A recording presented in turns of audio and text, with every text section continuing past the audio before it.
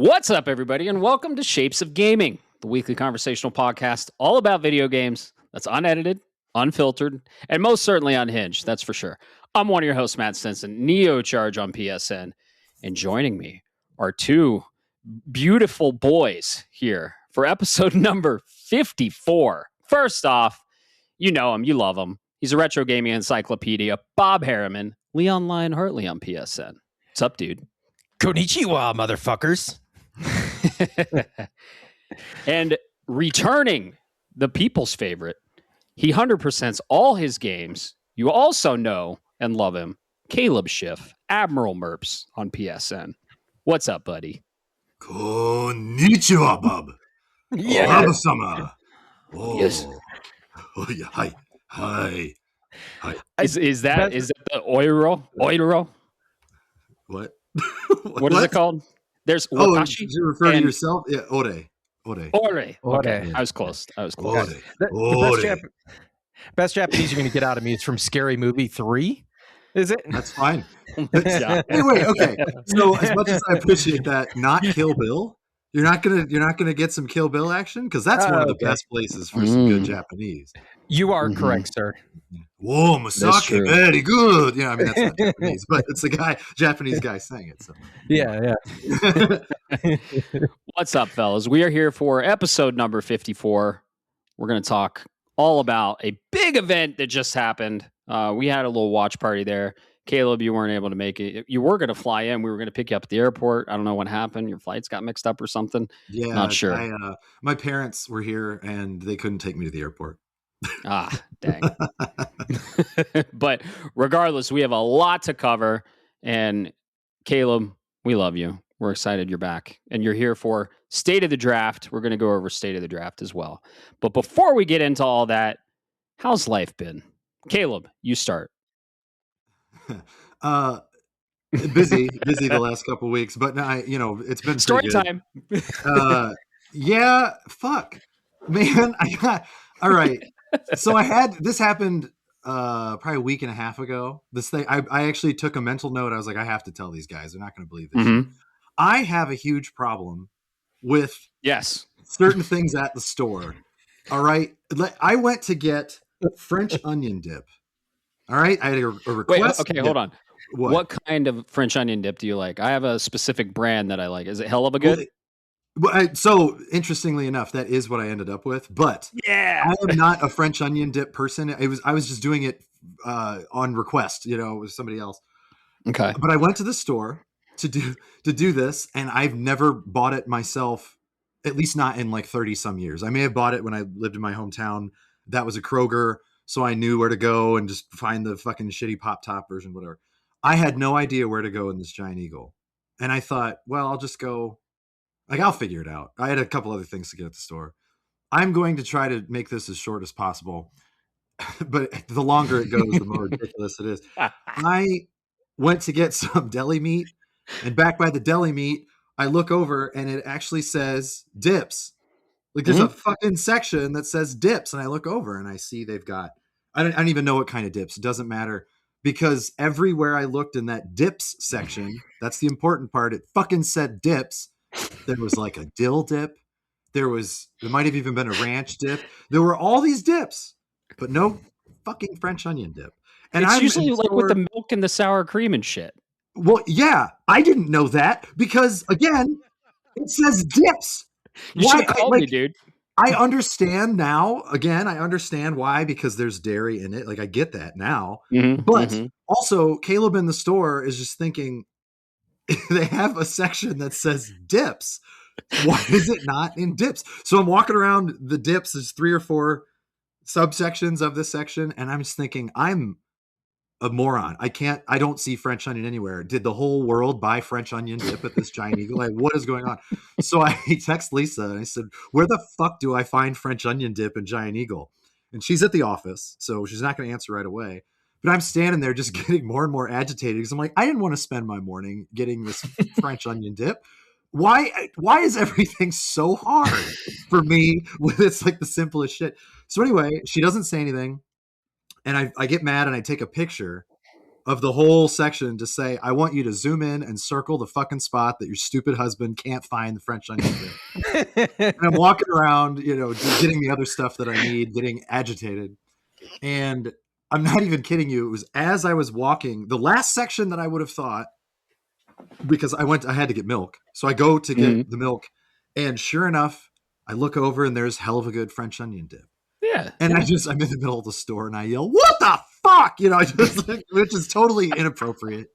And there was this old lady worker who was just working on the other side of this refrigerated area. And she doesn't look at me, but she sort of arches her back. Like she heard me.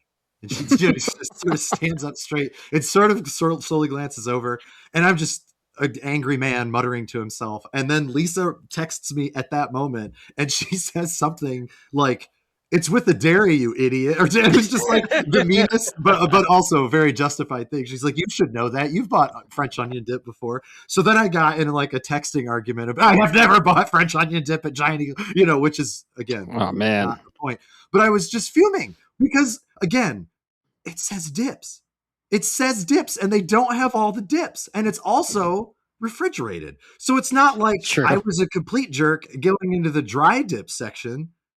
All they had were dill dips as far as the eye could see. So dude, I was just like, I will never buy dill dip ever. I was so mad. And then I didn't know what dill dip. Dill dip? Dill dip.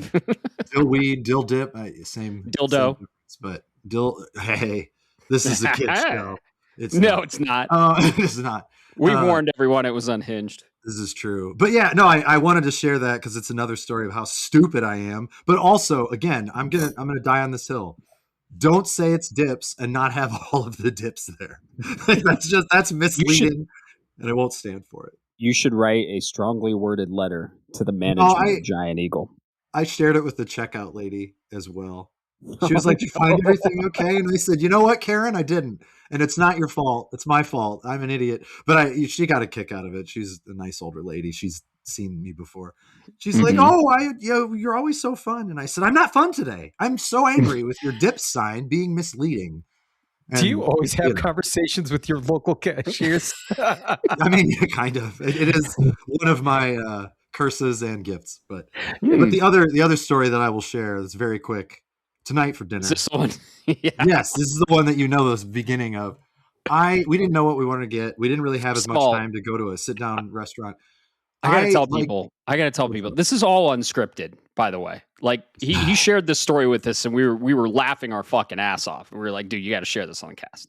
Like, I mean, it happened all unscripted. An hour and 10 minutes ago or something. This is a pretty fresh one. So I'm a French. I like the tennis. So the French Open is on right now.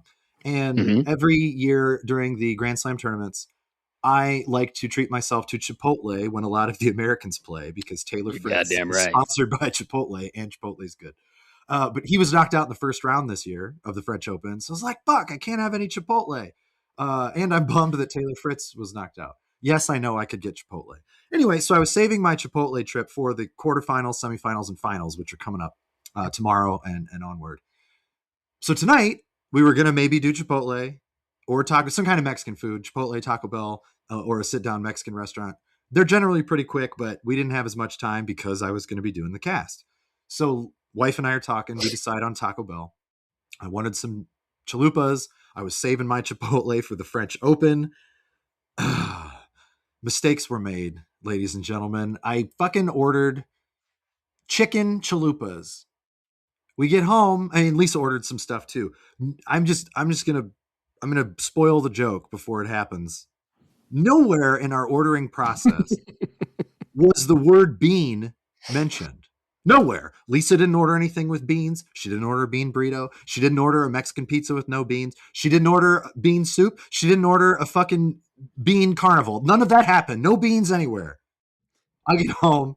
I sit down, I open up my Chipotle, I take a big ass bite because I'm hungry, and it's just fucking beans. Bell, not Chipotle. Yeah, whatever the hell I got. Taco Bell, Jesus. I'm just so mad about the beans, Matt. So I fucking bite this chalupa. Yeah, chalupa, not Chipotle. I bite into my chalupa, it's just beans. I mean, there's lettuce, but who gives a shit? It's just so much beans, so many beans, and to the point that I thought it was like somebody pooped in my food or something. It just didn't.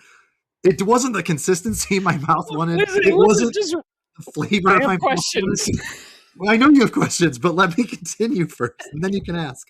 I was aghast with this. I mean, it just was gross, and I'm pretty sure. I mean, I yelled "Why!" really loud.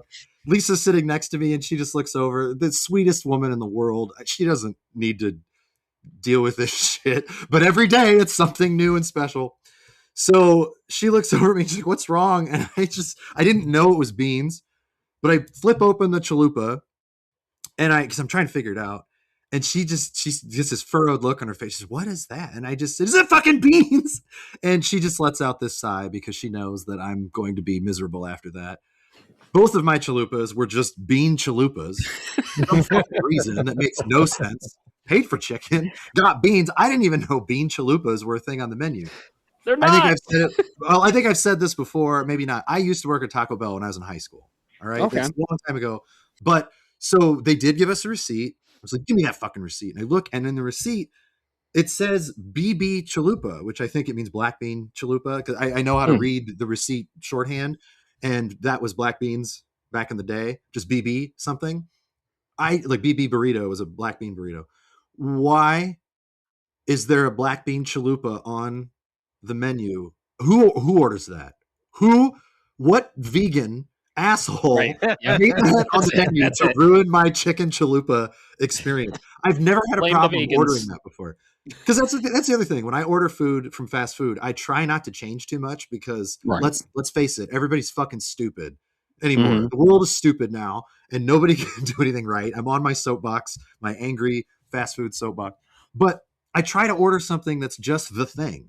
So all they have to do is boop the thing instead of booping it, minusing, subtracting something, adding something. No, this fucking lady has black bean chalupa for some reason.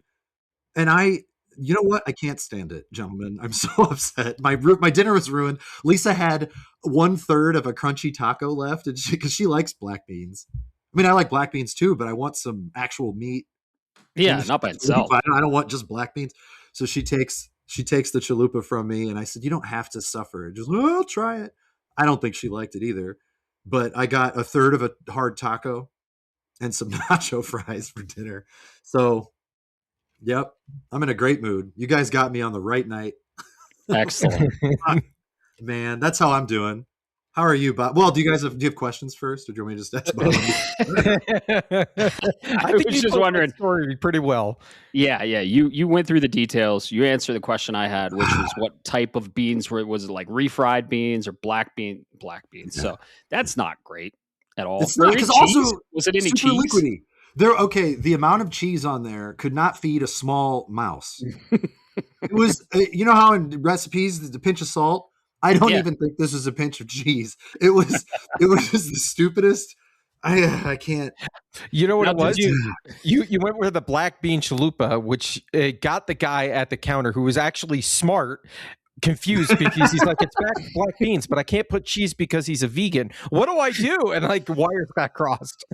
But if that's even the case, why did he give me a pinch of cheese? You're probably right, but he's still fucked up if that was what he was thinking. So,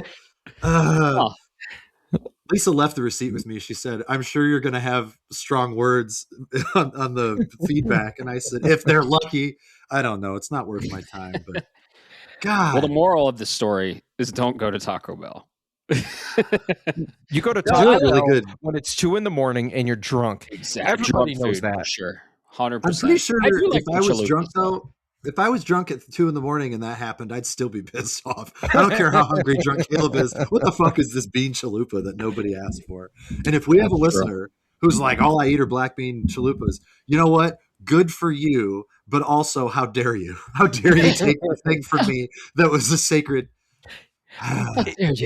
If you worked at a Taco Bell around in high school, the reason I don't order chalupas at Taco Bell anymore is because they got rid of my Baja chalupa. They did, and that sucks because those were great. The Baja sauce was awesome. I do agree. No, I sometimes I like me good Taco Bell. It's the chalupas, the gordita crunches. Those are good too. And yeah, I'll get like steak and chicken quesadillas. chalupas. Yeah, I don't think I've ever Those are gotten just just beans in my chalupa. So Well, I have. It's great. Let me tell you how not hungry I am right now. Jesus. oh shit. Well, So regardless, it's a funny story though. welcome to Shapes of Gaming. Shapes we of talk about shapes of tacos. Shapes of rants. Ironically, this came up because I had Chipotle tonight. Yeah, this wasn't going to come to I wasn't going to bring this baggage to the cast tonight. And this motherfucker sends a picture of Chipotle right as I'm suffering with my bee. And I was I had no idea you had this Taco Bell bean debacle. Okay. It was a bean debacle. Bean debacle. Bean debacle. The great bean debacle of 2026. No, I had Chipotle. I just get like the burrito, right? And I get carnitas. I get a lot of lettuce, a little bit of a good amount of cheese, a little bit of sour cream. You don't do a pinch of cheese? No, I like my fucking cheese. You don't want to get too much sour cream because then you're gonna just be swimming in your burrito. It's gonna be all liquidy and shit. You gotta eliminate those liquids. And I get some pico de gallo. I get the fajita veggies. And then sometimes I do get beans, but sometimes on the side. And you basically just get a side of beans. And you always got to get the chips and guac. So that's what I have for dinner. That's the thing. I actually like black beans fine with other stuff. I just don't, right. on top of it's a side. maybe, or it's with other stuff in the burrito. Like it just beans. Yeah, no. That's a psychopath's order. somebody somewhere, whoever made that for me is probably a serial killer. I don't care. Like, God. Oh, 100%. I ruined the cast again. I'm so sorry. We were going to keep it short tonight, but Caleb was on, so we fucking ruined. It's funny you say that.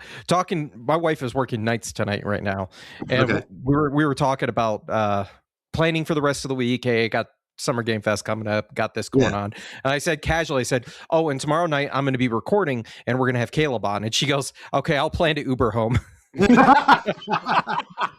Sorry, Crystal. She's not wrong, but we love you, Caleb. Right. Everyone appreciates the stories. We've gotten comments. Let me just tell you, we've gotten comments that they think the stories are hilarious and they appreciate them. I'm glad to hear it. That my suffering is somebody else's joy. I mean, I do. I actually am sincere when I say that. Because it is funny. I mean, it's observational humor that I really appreciate myself. But what the fuck? How does it happen consistently? Because it happens. This kind of stuff can happen to everybody. But it's usually a one-off. You're like, man, that was a weird experience. For me, I swear to God, I'll go and mail a letter. At least Lisa, every time I'm going out to do that, I'll get home and I'll walk in the door and she'll be like, how's it going? I'll be like, goddamn fucking shit. She's just like, what happened this time? There's always a thing. She said, I can't send you out to do anything. So you can't. There's a target on me and I don't understand it. Huh. But I'm glad that people do appreciate it. You probably don't appreciate the Uber bills for your wife though, since she has to get her own ride home. She does enough damage hunting for Pokemon in the city. Okay. That's fair. Shit. So how are you, Bob? Yeah. Hey, segment.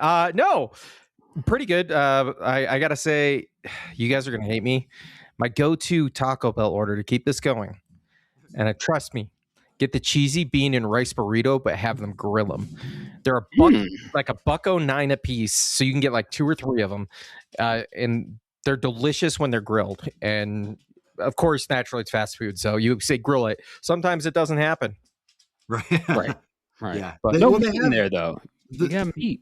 When we used to, I don't know if that's the same apparatus because that was 25 years ago, but the way we would grill when quesadillas were coming around, I think it was like 15 seconds or something, maybe 18 seconds.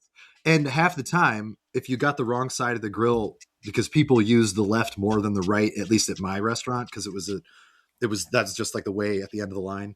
So the right side, even though it was supposed to be hot all day, the right side, if you got a lunch rush, half the time when your shit wasn't grilled, it's because it was on the side that nobody ever uses and it wasn't hot enough, which was stupid because you'd think that fast food and I don't know, common sense, you'd figure that out when you open it up. But I have tried those before, Bob. When I worked there, I would make those for myself as a little snack. They were amazing. They're excellent. Very good. And they're inexpensive too. That's the other thing. That's the other thing. They're so inexpensive. That's the reason why. But Right. yeah, other than that, pretty good, man. Just keeping busy. Work has been quite frantic lately. That's not a complaint, really, you know. And it's funny, Caleb. I'll give you your observational humor one for this week, simply Okay. because you reminded me of your incident at the well, I'll give you two of them. The incident at the grocery store when you were just like, "Fuck." Yeah. Sometimes it's funny to do it intentionally. And this all stems from Memorial Day weekend. My wife is at work opening. She works at Sam's Club, so retail, big shopping place. Yeah. And you know when people are fucking lazy, right? And I go to pick her up. The store is slammed. It's a Saturday. Everything's going on. And I go, and I have the window down, and I immediately go, as she's getting in, I say, you know, it's probably a good thing you're not closing tonight because nobody seems to know how to return their fucking cart. And I got like 3 people looking at me. Yep. Oh, I hate that. I have not met a single person in my life that I mean in my circles, and I do know a lot of people who would leave their cart. Everybody across the board hates when other people do that. So my question for you gentlemen is, who's fucking doing it? If everybody that I know claims that they hate it, somebody's lying, or they're just different subsets of people. Matt, are you the liar? Are you the one? The people that you don't know, you probably don't know a lot of people compared to the people you do know. I'd say it's like a 10-90%, 10 to 90%. No, I know, but you would think ratio. with the sample size at all, Right. you know, if I have friends in Maybe you just have cool friends. like apparently, but yeah, man, you're surrounded by good people. I always put my fucking carts back. It takes like 5 seconds. And sometimes if I see a cart, just a rogue cart, I'll go grab that and put it back and bitch and be like, I hate people. I fucking hate people. Yeah. So, I do. Yeah. If Lisa's with me or if anybody's with me, sometimes if I'm by myself, I will channel my inner mom, my mom, like my personal mother, who she says things way too loudly that she doesn't want other people to hear, but everybody hears them anyway. And I don't think she does it on purpose. I don't think that's intentional. I think she just thinks she's being secretive. Anyway, I'll grab a cart, like somebody else's cart, who is still there. They're like fucking around at their car and very clearly just abandoned it. And I'll grab it and I'll act like it's the most exhausting thing in the world. I'm like, oh my God, this is so difficult. Oh, I'm done. There it is. It's in the spot. But I'll make a point and they'll look at me like I'm the biggest asshole in the world. And I don't. They're the asshole.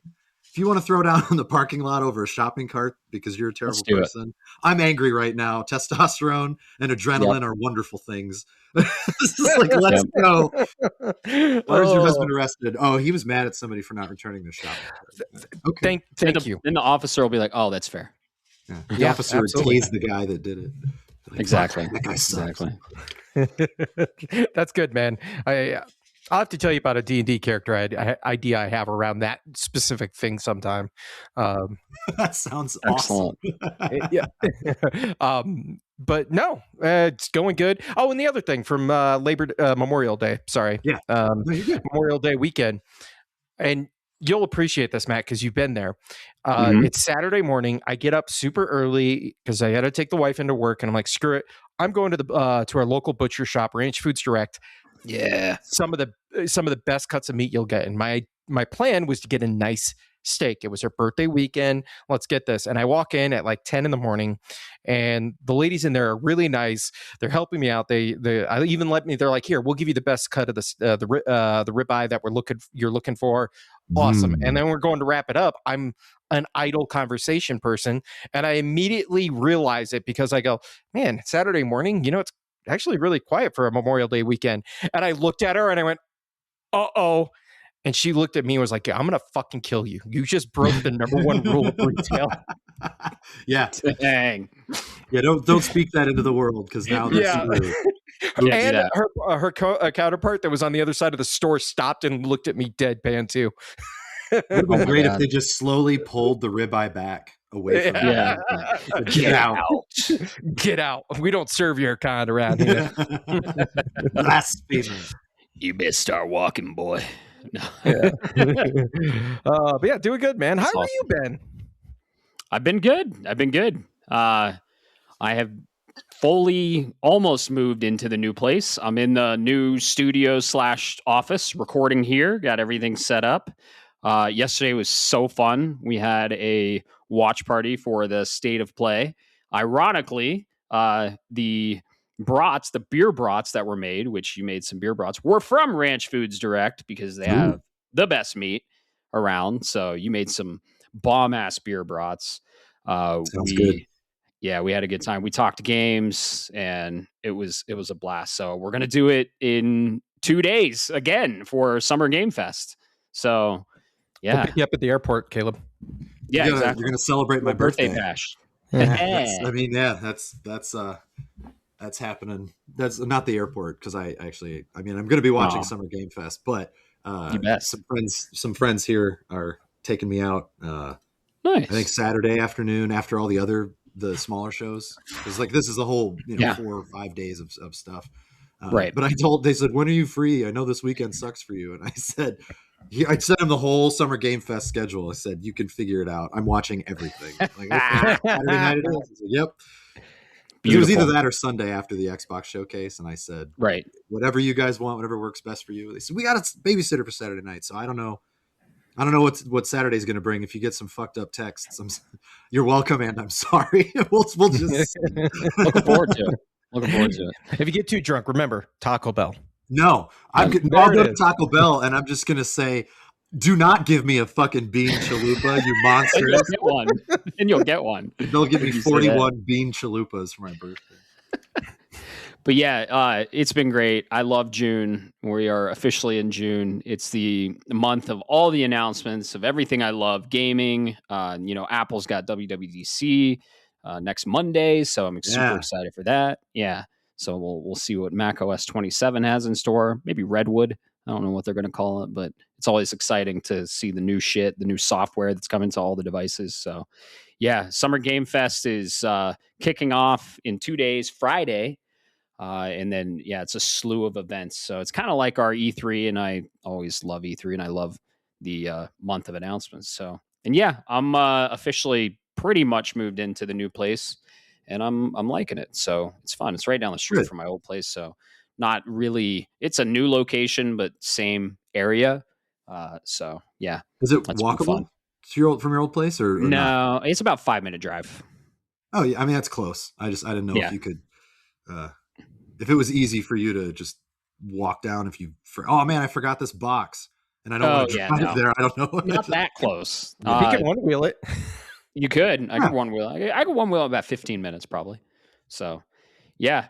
Weather here has been pretty great. A little overcast, but today it was like 70 and sunny. It was awesome. So, yeah, things are good. And beer in hand as well. So, I actually got this 6-pack specifically for the State of Play yesterday because, sometimes I like to get a 6-pack or 2 for an event, Sure. So I got the Peach Stand Rambler Blonde Ale from Odell Brewing. Odell Brewing is, of course, it's delicious. It's delicious. I wish I could save you one, but I would have to fly with it in like this winter or something. But it's good. Yeah. Odell Brewing. It's peaches and deliciousness in your mouth. So Odell is in Fort Collins, Colorado, about 3 hours from the Springs. So another brew in Colorado, and it's just delicious. I think they use Palisade peaches as well. Yep, they do use Palisade peaches. Nice. So Palisade, Colorado is very famous for their peach harvest. And if you can get your hands on like a fresh Palisade peach, it's life-changing. Because we have farmers markets around here, and sometimes they will have Palisade peaches. Yeah. And oh boy. So this is basically that peach, but in a beer, and it's great. And I'm drinking out of my Pokemon glass. Got all the starters from Gen 1. Yeah, that's cute. That's a good one. So, did you know Charmander is the 6th Pokemon? But yeah, life is good. What number's Pikachu? Well, 25. Fuck you. I'm going to believe that that's true. I don't actually know it off the top of my head. It's 25. Yeah, I would or 25. Yeah. Somebody fact check me. Bob's I'm already on it now. Oh, okay. Yeah, how did you know that? Excellent. How close am I? I'm pretty sure he's 25. Pikachu Pokédex number is 25. Yep. Yeah. Wow. There it is. There it is. Yeah. All right, that was Gen Shapes 1 of is Gaming. I'll see you Yeah. guys later. I'm out. This is Yeah, fun. you can like, follow, subscribe. No, Gen 1 is close to my heart. So I know, like, Pikachu's a staple, right? And the Sure. starters are a staple. You know, Mewtwo. Dude, they have new Pokemon Lego sets. That Mewtwo looks sweet. And they have a Gengar one too, like official Lego sets. But yeah, I can usually like nail around, like, give or take 10 numbers of where the Pokemon lies in the Pokedex. So I've studied that Articuno. Pokedex, man. 140, Seen the 130s? 142. How close am I? I would have guessed No, 130s or 140s. 148. Wait, who were you looking up? Sorry, I had Articuno. Articuno. Articuno. Wait, no. One. I'm gonna say 146. Final answer. 144. That was close. I mean, the three. What is it? Yeah. Articuno, Voltress, Three and birds. something else. Zapdos. Zapdos. It's the 3 legendary birds, but then after that is the Dragonite evolution. So then Mewtwo and Mew, that's 150, 151. So you go back like 3. Like, if you know where they are in the Pokedex, it's kind of easy to nail them. So yeah, there's new Lego sets. Some of them look dumb, but I like that Mewtwo one and the Gengar one. So Matt, I'm so sorry. What number? Oh, jeez. What number is Machoke? Oh boy. 69. 67, you son. I did say 69. I was close. Oh, God. God, what an irrelevant number. But I love the fact that Machoke is that number. What the fuck? Like, why? Why? Anyway. Yeah. The middle evolution of the evolution that evolves into Machamp. So, dude, the original 151 were just peak design, and they still are incredible. So, yeah, this is Shapes of Gaming, a gaming podcast. Pokemon is gaming. We're talking at least about that Pokemon. is gaming. It's, yeah, exactly. I'm gonna stop derailing you and just let you go on until it's my turn to speak. For the hey, man, we said unhinged. So yeah, this episode is the state of everything, pretty much. So we're going to go into the state of the draft. It's the beginning of the month, so we're going to get a pulse on the draft, and we've got some great pickups, and we've got some games that have scored pretty well. So, and then we're going to go over the state of play, which happened yesterday, June 3rd, June 2nd. Today is June 3rd. And it was a great show. So, but before that, if you're part of the community, thank you. We've had some new people join on Discord. So if you're new and listening, thank you so much. Welcome. This is the podcast. We talk about Taco Bell and Pokemon and beer and video games. It's we eventually get to video games, but we like to have fun here. We drink, we have a good time, and we're basically just a bunch of nerds just talking about video games. And if you are also a nerd, you are part of the community, we have a huge community of nerds and cool people on our Discord. So if you aren't part of the Discord, hey Bob, hey Caleb, where can people find us? It's linktr.ee.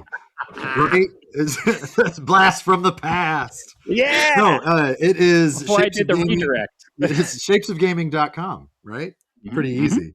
Pretty sure that's what it is. Shapesofgaming.com. And when you go there, I'm not going to say it like Bob does. It'll give you all the shit you need to see to pick your poison of choice, whether it's YouTube or Spotify. I do not know all of the options. Apple Music. I personally use Spotify just because that's where all my classic rock jams and the things are that I use. But shapesofgaming.com will set you up. Is the Discord link on that website as well? That's everything is there. Okay. There you go. You got Discord, you got the Facebook link, all the social media links. And yeah, we're on every single podcast app of your choice pretty much. So, I mean, Spotify, Apple Music, we're even on the weird ones like Podbean and all that shit. Don't say bean in my presence, sir. How dare you? Beans. Yeah. Roll that beautiful bean footage. If for some Yeah. reason you don't have an internet browser and you're a troglodyte, then I guess go out and just shout and ask your nearest neighbor if they have shapesofgaming.com and they can turn it up for you. Ask him what Pokédex number shapesofgaming.com is. Ask him what Yeah. the choke is. No, that link has everything, and you can join the Discord. Alex, our social media person / friend / part of the crew, awesome dude. He does our intro too, and he has his own music as well. So BA Select Start. He has an album out now. Amazing dude. He fucking got ferrets and you're raising the roof.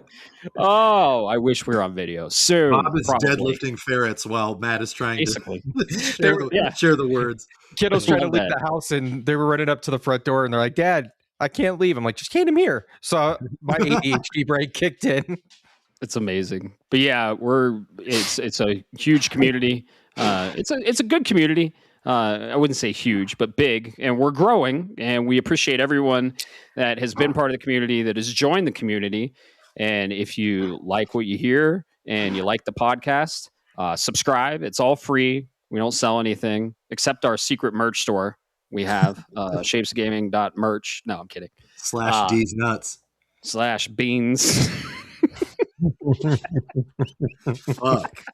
Man. But yeah. And if you like the podcast, leave a review, leave a like. Let us know how we're doing. Go on the Discord and say, hey, you guys suck. It's the worst podcast. It's a gaming podcast, and they haven't even gotten to games. It's like been 36 minutes.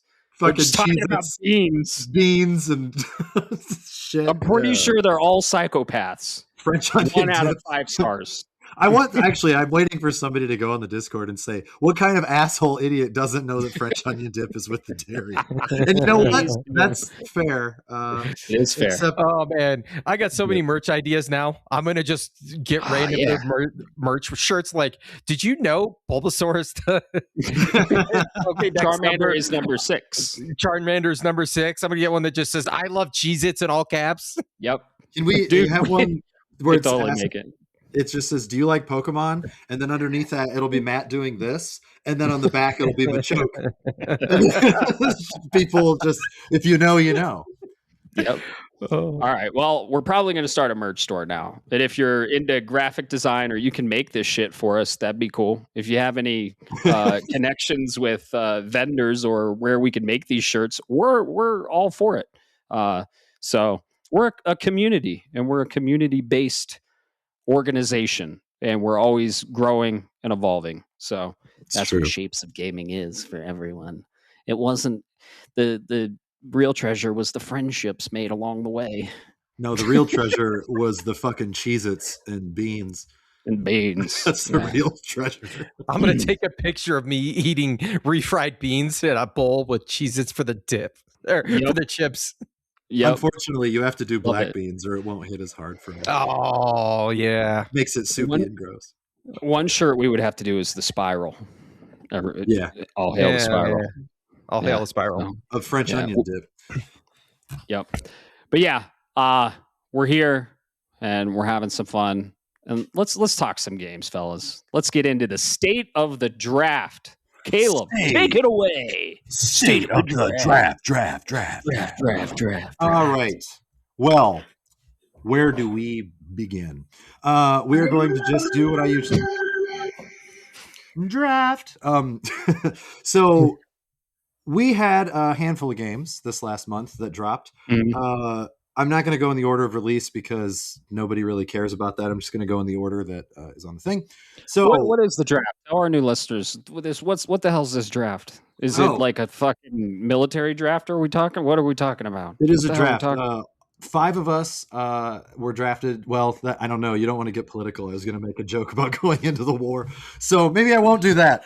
No, it's not military. It is Fantasy Critic .games. It is, people who play like fantasy football draft. It's that, but for video games and video game releases and how they score on opencritic.com. So it is the aggregate score, OpenCritic, not Metacritic. Whether you better one. What's that? The better one, OpenCritic. Oh, the better one. Yeah, it's or is it? anymore. Who fucking knows after some of Yeah, the no. scores this year, but whatever. But so at the beginning of the year, we all got together, and this year it was a total of 15 games. We initially drafted, it was 9 of them, and then we were able to bid on 6 of them. Is that correct, or was it 8 and 7? I Yeah, can't remember sounds now. about right. But With one but counter pick. Yeah. yeah, either way, it might have been 8. Fuck, I don't know. But one counter pick. But how this works? We all would take turns. There were 5 of us in the draft, and the order was, I don't want to say randomized, but it was chosen at random, and then you went in the snake draft order. So Bo got to go first. I was second. Matt was third. Bob was fourth. Mason was fifth. And then we go backwards 5, 4, 3, 2, 1. So then Mason, Bob, Matt, me, Bo. So once we were done picking our initial drafts, there's a counter pick. And the counter pick is the thing that there's a different way to play it, but it's a thing that somebody can't drop. They can't get rid of it on their draft. And I don't want to say you want the game to score poorly, because we don't want games to score poorly, but that is a way to get more points for the person who counterpicks it. Whatever points above 70 the game gets, whoever counterpicks it loses that amount of points. If there's anything below 70, the counterpicker gains those amount of points. So usually you try to go for ones that you think aren't going to do as well, or that just aren't going to release this year, because then they're stuck as a dead pick on their draft. So that's essentially how it works. Then the game's released, they get scored, we get points, and at the end of the year, the king gets all the finest meats and cheeses. So a literal crown and scepter. There was a literal crown and scepter, because you are the reigning champ. I was the reigning champ, and then I got Tanya Hardinged. So, which is, I mean, it really kind of with the initial draft, I kind of checked out after I found out that I got fucked. That's okay, whatever, who cares? But the releases that came out this month, I'm not going to go in the order of release. I'm just going to go in the order that's in front of me, because it's way easier for me to do that, and I don't care. A big game we were all excited for: Lego Batman: Legacy of the Dark Knight. That game came out like a week and a half ago. It was the end of May. Yeah, and I got it. It's on my shelf. We kind of, I'm not going to lie to you, I kind of expected it to score a little higher than it did. It got an 84. An 84 is still a very good score. Everything that I had seen about it and everything that I had read when it came out, I have not played it yet. I was reading 87-ish. That was kind of what I was thinking. So 84 to me was a little lower. Lego games typically don't score very well. I thought it scored higher than it actually. Oh yeah, you thought it was going to be like an 80 or something? Yeah, I mean, it's one of the. Yeah, no, I played a lot, almost all the mainline like Lego games based off of popular IPs. Other IPs, yeah. And this is like top 3 highest scoring Lego games of all time. But I thought, because it was Batman and because it was sort of an Arkham Asylum-esque thing, and people do love Batman, maybe there's a superhero fatigue because nobody's allowed to be happy with anything anymore, which I don't understand. But it looked really fun to me. It looked really good. It looked like it was a much more solidly designed than the last Star Wars, the big Star Wars Deluxe Skywalker Saga, which was very good. You've talked about it before on here, but like you said, playing the levels the first time through was just kind of fuck that. Yeah. But the rest of the game was awesome, right? That's what exploring the planets and like being able to basically land on almost any planet in the Star Wars universe. You think of one, it's there. Like 25 planets, I believe. That's pretty cool. But the levels were not great. and unfortunate, but at the end of the day, it's about the game that you play, and you had a really good time playing. Oh yeah, doing it that way. You got to free roam on the planets and do all the stuff. Not to sidetrack too much. A serious question: do you remember, is Dantooine in the game? Yeah. Yes. That's cool. I like that, because Dantooine is kind of like the forgotten, sister of Tatooine in name, and Knights of the Old Republic. Dantooine had it in there. And anyway, but Lego Batman: Legacy of the Dark Knight got an 84, so that netted Mason 14 points. He needed that because he got shafted on a couple of his others. God of War: Sons of Sparta and Darwin's Paradox are his lowest scoring ones right now. And Ghost of Yote Legends still doesn't have a score because I don't know. We'll probably have to manually score it. I mean, I know why. It kind of sucks because you'd think that going back to your question, no, I was thinking of Dagobah. And Dagobah, yeah, not. But Dantooine, no, that was like a one-liner in. That's the one you think of. The one you think of. Well, It was like a just one-liner, figured since and it had like all of the things, I thought maybe right. Dantooine would show up. But yeah, I guess That was not. in A New Hope, and Leia was like, Dantooine, the rebel base is on Dantooine, and it was a red herring, right? Yeah, I mean, it was most Star Wars fans now our age would probably know it more from Knights of the Old Republic. Yeah. Oh, okay. Like that's because you actually go to Dantooine and you get to Yeah, sort of see the Jedi. gotcha. Anyway, yeah, that's nothing to do with the draft. I was curious. I'm sorry. That was the only thing for Mason this month, and then I'm going to save Bob for last for reasons that he probably knows. So I'm going to go to Matt. You had Yoshi and the Mysterious Book drop, which was a counter pick that I had, not because I didn't think it was going to be good, but I thought other things were going to be better by the time it was my pick. I don't like guessing release dates. I don't want to take this away from you guys because I know you really, really like the draft. One of the things that drives me fucking crazy about this is the rumor mill and the leaks and the thing. I don't like that. Just me personally, I don't like that. I would rather see a game get announced, see a game and judge it then, instead of sort of like at this point, I would just rather play the lottery if I was going to do that. And I don't play the lottery. So, that's just not my thing. So no shade for people that do enjoy that. That's just not my jam.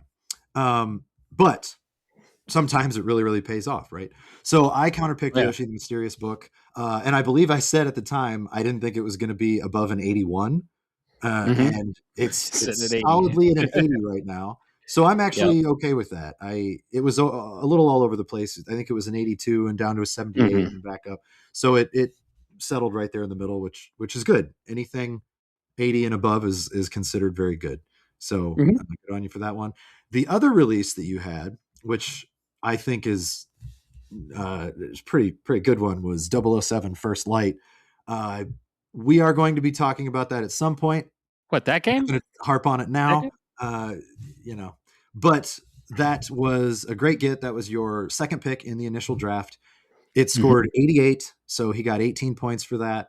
Very, very good scoring game. That wins your drafts. Yay, James Bond. And then for me, I actually didn't have anything officially release in May. I did have, and I'm going to defend myself here because I'm not upset about it. I did have Mixtape. And the only reason that I dropped it the week before, because it did end up scoring very, very well. I think it was maybe an 87, something like that. Was not that I did not believe in the game. I actually very much believed in the game. But all the reviews that I had been seeing for other games before this entire year were just so off the mark that I asked myself the week before Mixtape released, would I be more pissed off if I had the game and it was scored criminally low, or if I didn't have the game and it scored really well and I opted for option 2? I would rather the game score well and me not get points. I realized I didn't have any control over that, but I thought if it doesn't score as well as I think it should based on reviews and everything, or based on trailers and everything, I would be in such a fucking bad mood if I saw it. If the game was deserving of an 87 and they gave it 75, I would just be furious at the reviewer. I mean, I'm already furious at most reviewers. So I thought, I hope it does well. The first day the review embargo lifted, I think it was at like a 95 or something. I was like, holy shit. I really was thrilled for the game though. I was sure, oops, I dropped it, but whatever. I'm going to lose anyway because fucking Slay the Spire 2 and all this other bullshit with Solasta, things that I fucked up that I talked about previously. Some bad moves. They weren't bad moves. I was led astray. You son of a... No, don't you beans me on this. I was promised the things were going to be not that, and that is not how it worked. So never again. But anyway, so I dropped Mixtape. Not upset about it. I'm so glad for them to have a hit. That's awesome. This is very, very cool. I just wanted to touch on it because it was in the draft for a while, and that's why I took it away. But such is life. Another big release of the month. Now moving up to Burrito Supreme, Forza Horizon 6. That scored a 91, which was pretty much, I don't want to say on point for what we all thought. It is exactly what I thought. I was hoping it'd be a little higher because it's in Japan. That's just personally for me. But it's technically, I think it's above 91 points, but below 91 and a half because he's got, 91 review, which was 22 points. because everything over 90, every point over 90 is worth double. So 70 to 90 is 20, 1, 22. So that was a good draft. That was Bo's third selection. Fun fact, he picked it right before I did, so that was bullshit. But what are you going to do? Lastly, and not leastly, is Bobo coming in with the thing that I picked last year that got delayed to fucking oblivion less than 3 weeks from its launch date. Mina the Hollower. Big boy. That thing settled at a 92, which is awesome. 24 points. We were all excited for Mina the Hollower. It looked great. The demo was fantastic. Glad to hear that the final game is just as fantastic. Me too. I have not played it yet, not the full release, because when. But You played the demo, right? I did play the demo. Yeah, I played the demo, and the demo was awesome. So have you started the full game yet or not? I launched it just to watch that cutscene again, but then I couldn't dive in because I had to see First Light through, and then I really do want to see Hades 2 through at least, and at least get to the epilogue. But I mean, Mina's right there on my dashboard. I got a code from Kickstarter. I was like backer number 3,000 for the original Kickstarter, so I have had my eye on this game for almost half a decade, and I can't wait, and I am thrilled that it scored so well. I am itching to play this game because it melds two of my all-time favorite IPs, and then one of my I mean, I like the genre, but it melds Castlevania and Zelda heavily, I heard, into a Souls-like game. So, and the demo I played, so good. I am very excited to play that, and Bob, it's all in 8-bit style. So, are you getting Mina, or was it just a draft pick for you? Like, are you interested in actually playing the game or not?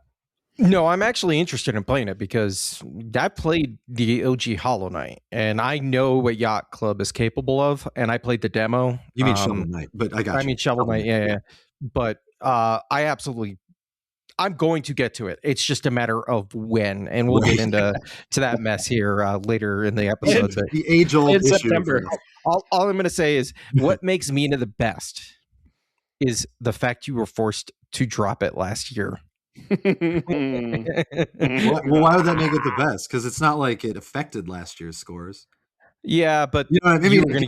I knew it was going to hit, and there's a reason it was number 2. I knew nobody was going to grab it by then, but I knew it was going to fucking hit this year, and I knew the score was going to be ridiculous. Like, I was kind of betting, and that's why I picked it number 2. So the fact that I was able to actually get it because I wanted to grab it last year, and you got it before me. Yeah. That's what makes it really sweet. It was high on my list. I actually overbid you. I didn't, because it was a bid, Mina, last year. So yeah, I think it was. Yeah, because I think it was June. Actually, it might have been Summer Game Fest where they had the release date. Oh yeah, October. I think it was, but yeah. And it's funny actually. The story of my draft this year, other than the fucking lies of early access stuff, three of my big games were pulled right before I got them. So because I was second pick, so my first pick was Resident Evil Requiem. And then you got to pick second before I did. You were third, fourth, fifth, sixth, seventh. You were third and seventh, and I was second and eighth. Mina the Hollower was actually my next. You got it right before I did. So then I took Halo Campaign Evolved.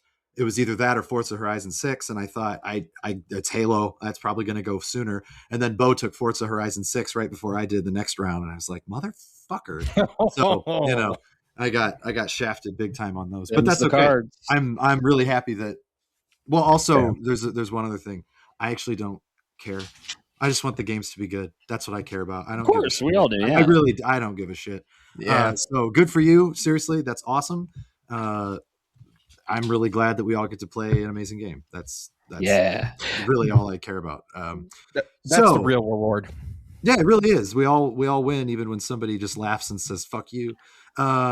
So the only 2 pickups this month were, for as short-lived as they may have been. Bob, you had picked up Dragon Quest 12 Beyond Dreams, which we don't We don't fucking know anything really about it because it was Flames of Fate. He picked up Flames of Fate. Yeah, and then it was changed to it just. And we got Chad. We got fuck ass Chad. This God, if you watch, just don't. I hate it anyway. And I love Dragon Quest. I'm gonna get it, but that main character's got to go. Fuck ass Chad. Bad anyway, design. The other bidding war was just between Bob and Bo for. This one was officially announced last night, but it was a rumor before. Rayman Legends Retold. Damn. And looks great. It looks so especially good. if you're a Rayman fan. Even if you're not, you can't deny like, oh, that looks like a pretty good. It is a remake, right? Yeah. I mean, it's a full-on remake. Yeah. The last one was cell shaded and vector 2D. So this one is like completely 3D. It looks like UE5, honestly. It looks gorgeous. It does. They showed one of the best levels in the game, like a musical level, and man, my jaw dropped the entire time. I was like, holy shit. Because I am one of the few with the platinums on Rayman Legends.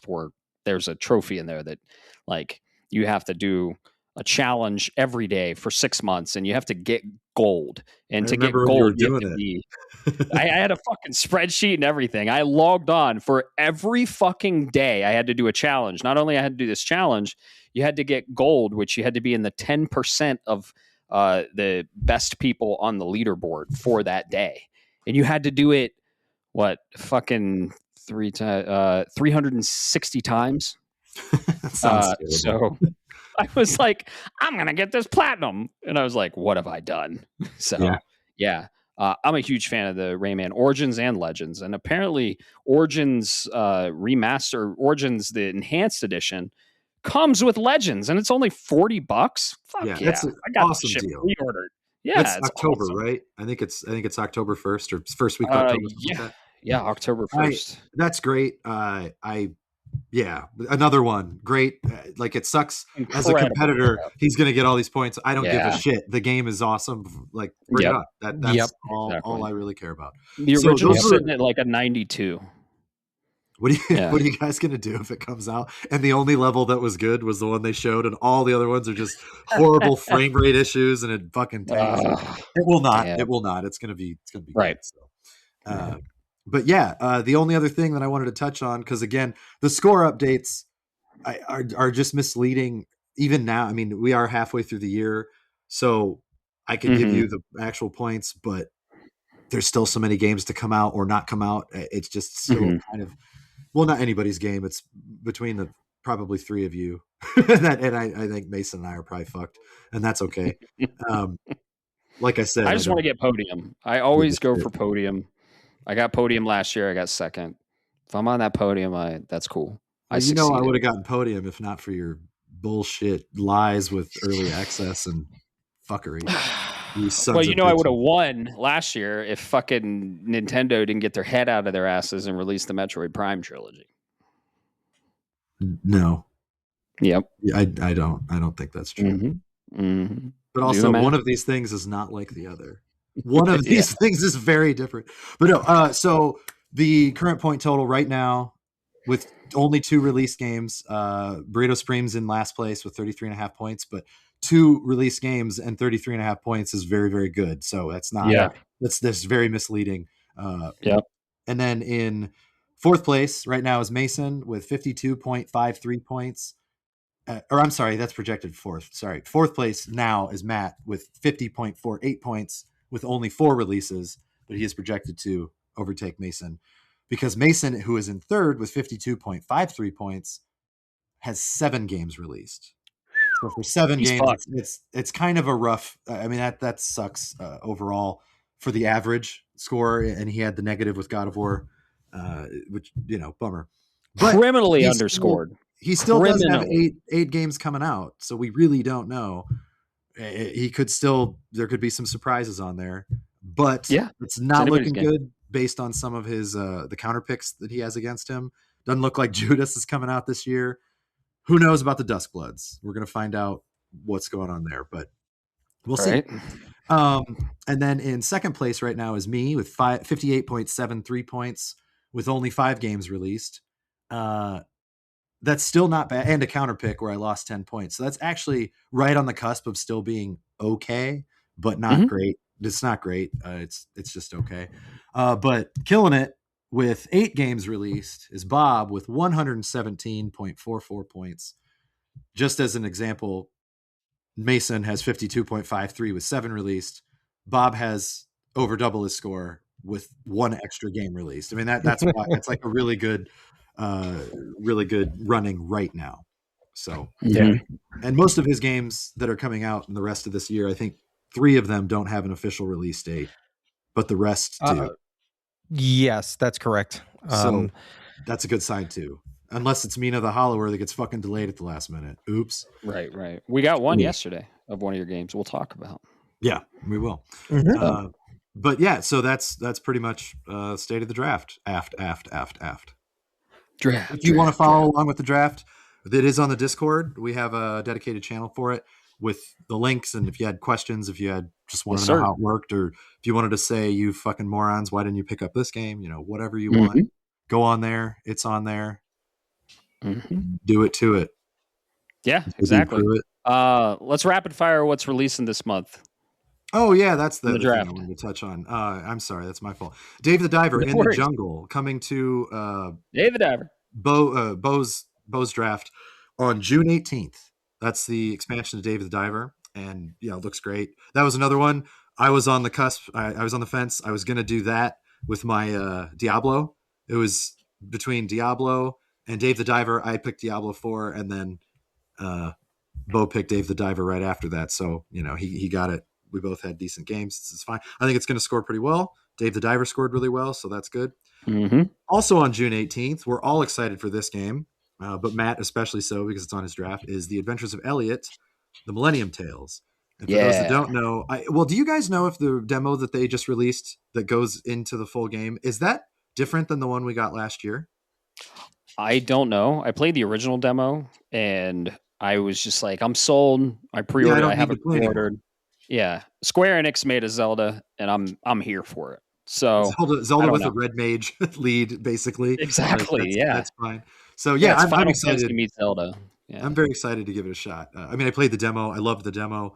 Yep. Well, not loved. I very much liked it. I'll a step below loved. There were a few tiny things that I thought maybe you should clean this up, but overall, I thought it was really fun. That's all. And it's in the 2D HD engine that Square Enix has. They do Octopath. They did the Dragon Quest 1, 2, and 3 remakes in.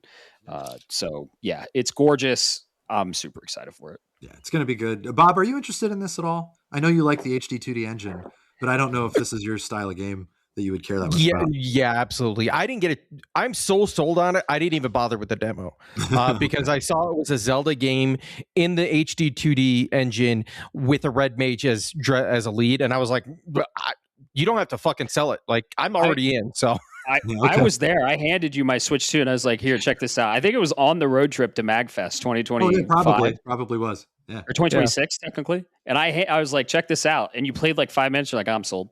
It felt pretty good to play. That was I will say I was kind of on the fence about the story. Not that all the games like that need to have the best story in the world, but it wasn't until the very last bit of that first demo I said, "Ooh, I like where this could go. That's cool." So I mean, I liked the rest of it anyway enough, but that was sort of the final hook of, "Yep, you're going to buy it day one instead of waiting to see. You're going to get it." Will I play it day one? Great. Probably not. But right. It'll score. I mean, my guess right now is probably mid 80s. I would. Yep. I was thinking early to mid 80s. Yeah. Yeah, like between 84 and 87, something like that. Anything over 80, fine by me. Yeah, if it does better, great. If it does slightly worse, still a good game. 82 is still good. But excuse me, the last thing that is coming this month officially is I think we touched on it maybe slightly last month on one of the casts. It's official. Star Fox being remade. Star Fox 64 is being remade. The Lilat Wars. It's very exciting for those of us that played Star Fox 64. Oh yeah. Whether you think they look like the horrible, furry, demonic creatures, but the thing is, who gives a shit? The game the original game was really fun. Right. My only concern about this game at all, as far as scoring Frame rate. is concerned is actually not even frame rate. I think the frame rate will be fine. That's my concern. I think people might be like, "Oh, it's the same game, and they didn't add enough. Like it's too basic." Well, some remakes that we want, that's what we want. You know, we loved the original so much. I do agree that it'd be nice to have maybe like a bonus section, bonus area to go to, or just hey, if it was in the There's new story beats in the editing room, sure. But I mean, as far as playing. If maybe there was another area to go to, I think reviewers who tend to be really hard on that stuff for some fucking reason because their heads are up their asses. That's my only concern on your behalf. I don't care. I'm going to get the game. I'm going to get it. It's Star Fox. And if I may, gentlemen, and this is just this is actually one of the reasons I was like, I know Matt's going in on this, but here's the thing with Star Fox 64, and I'm not trying to be mean, I'm just trying to be realistic behind this, is go play the first Star Fox. Like people, our generations could say they love it, but objectively, it's not that great. It's very polygon. You mean SNES? SNES. You get down to like 12 frames a second. It's rough, really rough. Yeah. And the 64 version was great. But what really sold the N64 version of Star Fox? Rumble Pack. Rumble is a feature that if you don't have it, people are like, why the fuck don't you have this? It's like having Bluetooth on your cell phone nowadays. You have to have it. So my question is, what are they going to do to even bring back more than just nostalgia? And I don't think Nintendo has an answer for that. The 5 frames a second game chat. Those character models, I'm sorry. Nightmare fuel. They look like Five Nights at Freddy animatronics. It's fucking creepy. And that's the shitty part, because I don't want that to detract people from giving it a shot because of how good 64 was. Like 64 was really fun. But that's as far as reviewers are concerned. That's what I mean from the reviewers. Yes. I'm gonna play the fuck out of that game. You know I will. We're all gonna play it. It's gonna be great. Who gives a shit? I mean, that's kind of why I sort of checked out with half the reviewers. I mean, Diablo 4 expansion getting a 2.5 out of 10. Go fuck yourself. I'm saying that's not just because I drafted it. It's because I've actually played the goddamn thing. It's not a 2.5 out of 10. It's also not a 10 out of 10, but a 2.5 out of 10. Okay, like get bent. Do you know what I mean? That's just fuck you. So I could see that guy. Right? Or what was the first light review? It was like 6.5 out of 10. Was that the one that PC Gamer gave it? And it's too bright. He hates James Bond. Yeah, you should definitely play a James Bond game. You should definitely tell people what you think about it. That kind of shit makes me so sick and tired of the draft. Just fuck off. I bought it. I voted with my wallet. I thought it was fantastic. Me too. We all finished it. And we're gonna have a spoiler cast on it. Oh, we can say it. Fuck it. Yeah, why not? I don't know. Oh, dude, if we did that, we'd be so pissed. No, we're not doing the spoiler cast now. Right now is going to be on the spoiler cast. But look forward to a 007 5-hour First Light spoiler cast. Actually, with us. We should shoot for 7 hours. That's true. We're not doing that. I'm not doing that. Woo. Dude, what's our longest one? We had to break it up into 2 parts. The Game Awards one, I think it was Game Awards. 5 hours and 45 minutes or something like that. It was longer than the spoiler cast. Oh yeah, we had to break it up. We broke Zencaster. I couldn't remember if that was just because of the video situation, but anyway. Right. So any other draft things you guys want to talk about or ask about? We did get release dates for stuff yesterday, but they're not in this next month. So I figured we would just touch on those later. We'll go over those when we go over the state of play. When they're relevant, exactly. Yeah. We're going to do some manual scoring, I'd say, before the next state of the draft, and then we'll have an idea of things. I mean, not to be that guy, but you said that last time, and it's still not done. Oh, my draft. We did? Look, hey. How dare you? Not everyone. Bob. What score was Slay the Spire 2 supposed to get when we last spoke? And all agreed to it on the text chat. Not everyone agreed. Everyone has What are you fucking talking about? Who disagreed? Everyone has to agree. Who didn't agree? Who? Oh, wait. We can't do that anymore. He returned. Yeah, that's true. No, I think Well, he he said it can't was, what, agree if 8.5? he's not on the fucking chat. That's not his fault. Look, hey, I'll send a text and I'll get it in stone with everyone. We got to like manually score Yote Legends. We got That's to true. manually score a couple other ones. Yeah. So we'll get it all in one fell swoop and we'll report back the first episode of July. I don't You'll be believe on you. it. But luckily Yep. for you, I also don't care. So I don't give a shit. But yeah, All right. dude, this year has been incredible for games, and we're only halfway through it. And man, Yeah. we have a stacked second half of We really games that do. It's fun. yeah. We all bitched about April, but in a good way. It's like a good problem to have that April was just Right. insane. Have you seen September, everybody? September, October is just nuts again. So April 2.0, April 2026 2.0. I remember last year, September was stacked too, because we had an entire episode on it and we called it Wake Me Up When September Ends. Right. Yeah. Yeah. So September, October, I think they're both going to be stacked. And I think it's the same exact reason of last year.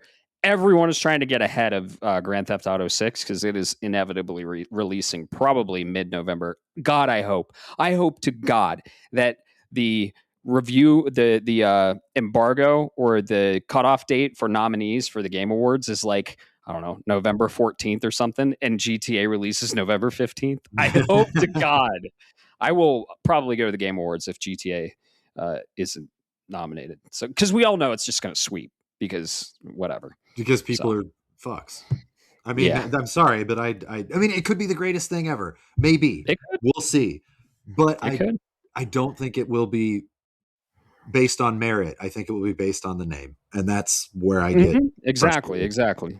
Yeah. So, yeah. And the clout and everything like that. And not I do necessarily. think not for the draft. Like, I think this would be terrible for the draft, but I do think on a personal note, it would be really funny because all these games were like, early August, late August, early September, late September, early October. If GTA was just like September 14th, just fucking right in the middle of all that shit, and like tomorrow or on Friday, if they announced it, I would laugh so hard because that would be funny. I don't give a shit. I wouldn't affect my gaming at all, except that all these developers would probably be like, "Oh, panic!" and they delay and move their dates, and that would. Can we talk about like? There's a real possibility. Like, could you imagine them coming out Friday and be like, "Sorry, we delayed the game 3 times. Here, as a special bonus to you."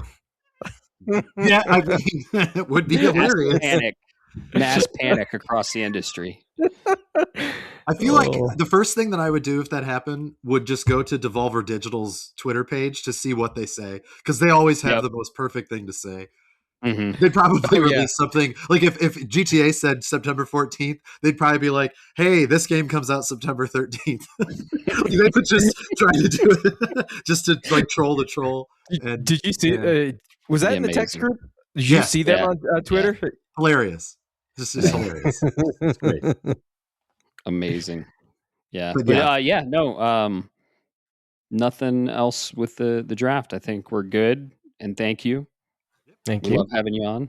And congrats on a good month again, draft. Bob. I mean, you too, Matt. But Bob's Mina, that was excellent. Just excellent. Mina hit. Thank you. Yeah.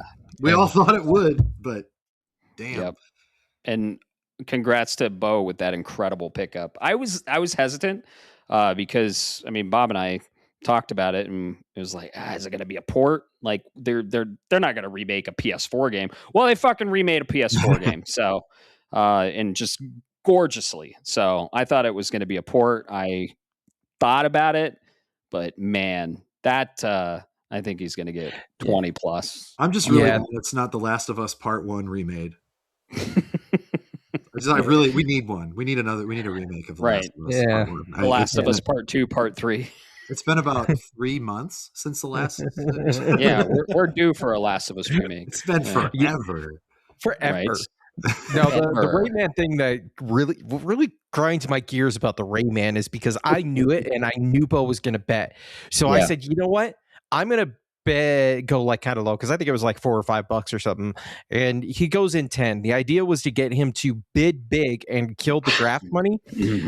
And I was like, when the rumors hit, I'm like, okay, it's cool, but it's Ubisoft. I know it's Rayman, but at the end of the day, it's not going to be light the world on fire. And then we'll get into it here in a minute. I saw it in the state of the draft, and I fucking just wanted to flip the table at the state of play. I was like, bid money. I already blew all my bid money, almost all my bid money. I have like 25% left, but I blew it all on, I think, Castlevania, Ocarina of Time, Remake, and Star Fox. So hopefully I get a good return on those. But yeah, I'm not sitting too well on my fake bid money. It's all fake, everyone. Calm down. Wait, you're using fake money? Oh, I did want to say one other thing. I'm sorry. Bo got a little unlucky during the state of play yesterday. Tomb Raider got delayed to next year. Not delayed. They'd never officially announced that they did officially announce 2026. They officially announced a year, yeah. But it's coming out in February of 2027 now. To be fair, it looks great. We're probably going to talk about it in a minute. But because it got delayed, we were allowed what, three super drops? Super drops, yeah. Or three. Okay, so he had to punt that guy away. It's still on there because it can't go through until Saturday. But I bet he was probably bummed about that, even though Tomb Raider looks awesome. I'm very excited for Legacy of Atlantis myself. So whatever. I was only glad. I really wasn't glad for the draft. I mean, obviously, don't want all the points. But I was glad because I thought, when the fuck am I going to play it if it comes out in September? I thought for sure it was going to be another September release. So I was kind of glad that they just said, nope, we're going to be first for next year. We'll be early in the year. It'll be a nice February game, I think. So, but that was the only other thing. Yeah, it will. As far as draft is concerned. So, moving on. Yeah.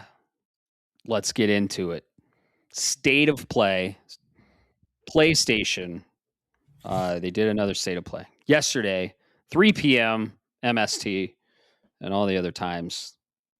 EST, 5 p.m. It was for you, EST, and all the other time slots. But we knew this was going to be a good one. I mean, they did have it in theaters, but then come to think of it, it was all in Alamo draft houses, and PlayStation or Sony owns Alamo draft house. They're like, well, fuck it, might as well put it in there.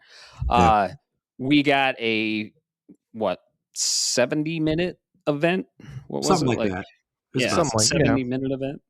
And we knew it was going to kick off with Wolverine, but we got some surprises along the way, and we're going to talk all about it because PlayStation is near and dear to all of our hearts. We have a lot of PlayStation fans on here, and they just had their event. So let's get into it. We kicked off with Wolverine. Oh my God. Amazing. All gameplay. All bloody gameplay, mind you. And this is actually my first draft pick because it's Insomniac. It's going to be PlayStation's tentpole fall game. They have 1 to 2 tentpole games a year, and this is going to be their tentpole game from one of their major studios, Insomniac. Insomniac's famous for Ratchet and Clank, most recently Spider-Man, and they know how to do the superhero games, and we are getting Wolverine. This game has been cooking for a while. It was in a little bit of trouble, and they switched creative directors and everything like that, but man, we got about 10 minutes, maybe 7 to 10 minutes of pure gameplay, just highlight reels of combat, traversal, and set pieces. And boy, oh boy, we were just cheering the entire fucking time. Bob, what'd you think of this Wolverine showcase? This specific trailer, this is what I was waiting for on whether this game was a sale for me. Simply because Wolverine belongs in the camp, and hear me out on this, folks, belongs in a camp of superheroes. When you do them in a video game, you have to nail it, and you have to do it in the right way. Superman, anybody that's invulnerable, unkillable, Deadpool, you have to know how to nail it. And because if not, you're just in literally unkillable creature, and there's no fail state, right? Here, it looks like they got it right. I am really excited for this. You regen your health real time. You see the battle damage kind of healing over on your skin. It's very violent, very gritty. You could tell he's like, there's that part in there. He's like, the kid's like, "Are you a superhero?" And he's like, or an X-Men. He's like, "No, I'm Wolverine." Wolverine. Please this is what I needed to see gameplay, because I also needed to see how the hell you were going to do this with Wolverine. And they looks like Insomniac, surprise, they nailed it. But there's still that in the back of my head, man. Yep. They nailed it just like I thought they would. They nailed Spider-Man. They're an incredible developer, first party PlayStation. And yeah, I was wondering, I had faith. I wasn't on the fence. I was like, oh yeah, this game.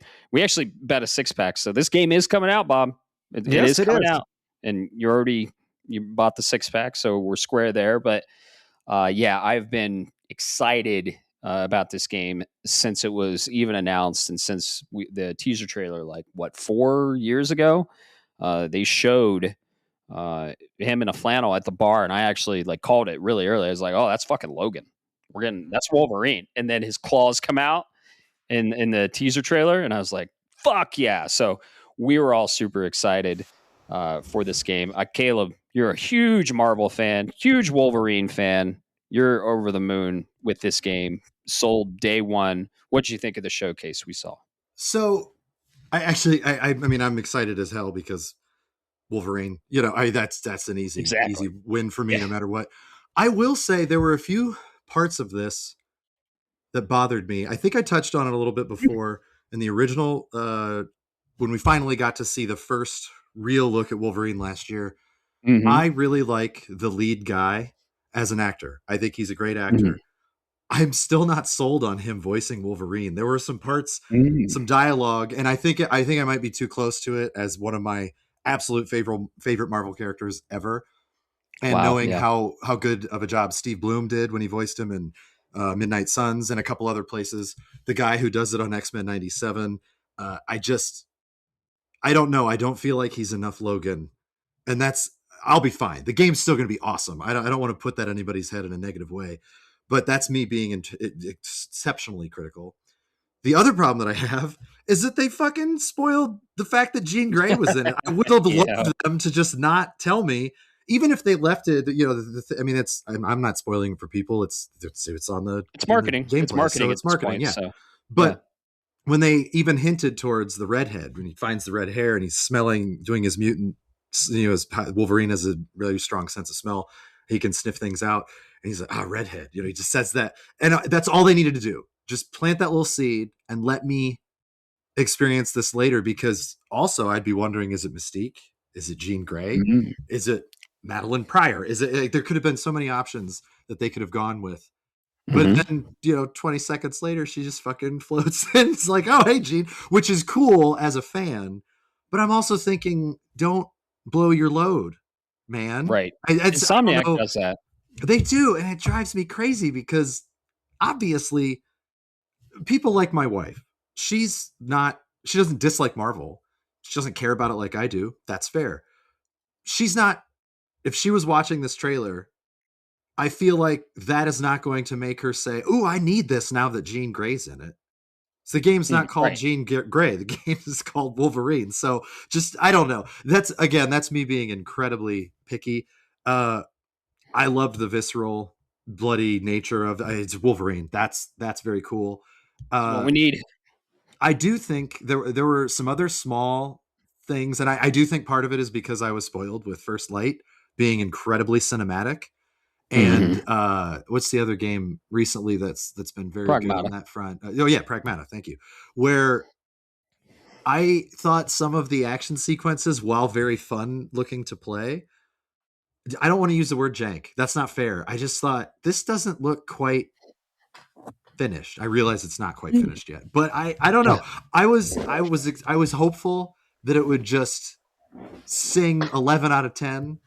And it was more like an 8.5 to 9 out of 10 for me. It was still very good, and I'm still very excited. I don't want to make that sound like I'm mad about it, but boy, I sat here and I thought, am I just in a grumpy ass mood, or is this not quite like the way Logan runs when he was after the dip debacle? No, the dip debacle was about a week and change ago. This was okay. Actually, I'll be honest with you. Yesterday was a pretty solid day. My parents, before they left, they took Lisa and me out for lunch. Lisa met us from her office. She snuck away for lunch. Okay. And got along. It wasn't like my parents and I argued or anything. Rest of the day, I got to finish was it just yesterday that I finished James Bond? I think I platinumed it. It might have been yesterday because I finally had time to play again. And then I was ready for the state of play. I really, really enjoyed it. I really don't want to make it sound like I didn't. Why do you hate Wolverine? I know, right? It makes me sound like I do not love him. I think I am disappointed that there's not a collector's edition. At least not one announced. I thought that's fucking weird. And I was ready to get a big ass Wolverine statue with claws coming out. I would pay a stupid amount for that to be like the Venom and Spider-Man 2 one. Right. That's really cool. 19 inches of Venom. But yeah, I don't want to make it sound like I wasn't happy. I was very happy. I just thought, I think I've seen so many very polished games recently that I'm going to wait for that one to come out before I really judge it. I know I'm on board. I know I'm going to get it. It doesn't really matter. It's going to be fun to play. But they also, that was another thing when they fucking talked about, you're also going to see people like Mystique and Sabretooth, and they showed Leech, and I'm just thinking, shut the fuck up. I don't want to know all the things. That really was more of a marketing problem I had, though, than the trailer itself, like the gameplay trailer itself. It was cool to see it in action finally and know it's going to be fun. Some of those stunts when he throws the guy off the roof or whatever the hell that is, and jumps into him. He does this Wolverine claw dive. I didn't expect that. I thought he was just going to throw him, and I would still be like, well, that's brutal. Logan's brutal. But then we got that extra little fuck you in the air, and I was like, okay, yes, this is Wolverine. So they did understand that part of the assignment. They did. I'm really hoping for Liam, the voice actor, to really prove me wrong and be Wolverine instead of being himself reading lines that Wolverine would say. That's the thing I'm afraid of. And that's, again, super critical. I understand that, and I'm sorry. I'm sorry that I'm not just gushing over it 1,000% like I should be, but I'm still up there. I'm still up there. We're having the conversation about it. That's what it's all about. I'm excited for it, and I'm probably going to stay dark going forward from this point. I've seen enough, pre-ordered. Yeah. Day one! So, ready to go. Day one! Yeah, that's good. So, staying with Marvel, Caleb, I know you're excited for this announcement. Personally, I'm not. It looks cool. The animations look cool. But Marvel Tokon Fighting Souls showed 4 new characters, and this is in the faction of the Knights of Doom. We got Dr. Doom himself. We got Magneto, which is awesome. We got Green Goblin, Spider-Man villain, and one of the coolest Spider-Man characters, Carnage. So they showed all these characters. Man, I got to say, I'll let you take it away because I know you're super excited, but the animation in this game is top tier, dude. Yes, what I saw was awesome. I'm not going to play it, but what'd you think? I mean, you could try it at my house sometime. If you don't have to pay for it, just come play it to see, oh, this is cool, not for you. I will before we get to It's not a Matt game. It's absolutely not a Matt game. No. I get that. But I will say the biggest surprise for me, because I had a feeling they were going to announce another team, because they've been doing it every couple of weeks, every month or so, which is great. A lot of the characters, as they're announced, I get very excited for at least one or two. I mean, it's hard. We knew that Dr. Doom was in this game from the get-go. And I thought, who are going to be the Doom villains? Who's going to be with him? That's a good question. Magneto is a bit of a surprise because Magneto is not always a straight-up villain. He's a cool character. Anti-hero. So as far as the game is concerned, like, fuck yeah, absolutely. Magneto looks great. Green Goblin, also a good, Spider-Man's in the game, so having Green Goblin in the game, cool, very cool. I like what I saw with him. I like his character model looks so cool. Yeah, it's very unique, but you knew immediately who it was. That was great, right? Yep. I will admit the biggest surprise that actually made me yell "shut the fuck up" was when Carnage. I did not expect Carnage to be in this game at all. Like even as a character in battle passes or yearly passes, whatever they decide to do, I'm so happy that Carnage not only is in the game, it's very cool. Yeah, especially also after seeing Green Goblin, I thought, okay, they got a Spider-Man guy. Nope, they got another one. It's Carnage, but he looks amazing. He looks like the Carnage that he deserves to be, and not just too toned down, I guess. He looked violent as all shit and just angry, and the beautiful deep reds in the art style when they were showing it. I was pretty pretty chuffed about that, I would say. Yeah. I'm so excited for this game. I cannot wait for all the really, really talented Koreans to kick the shit out of me online. I don't even care.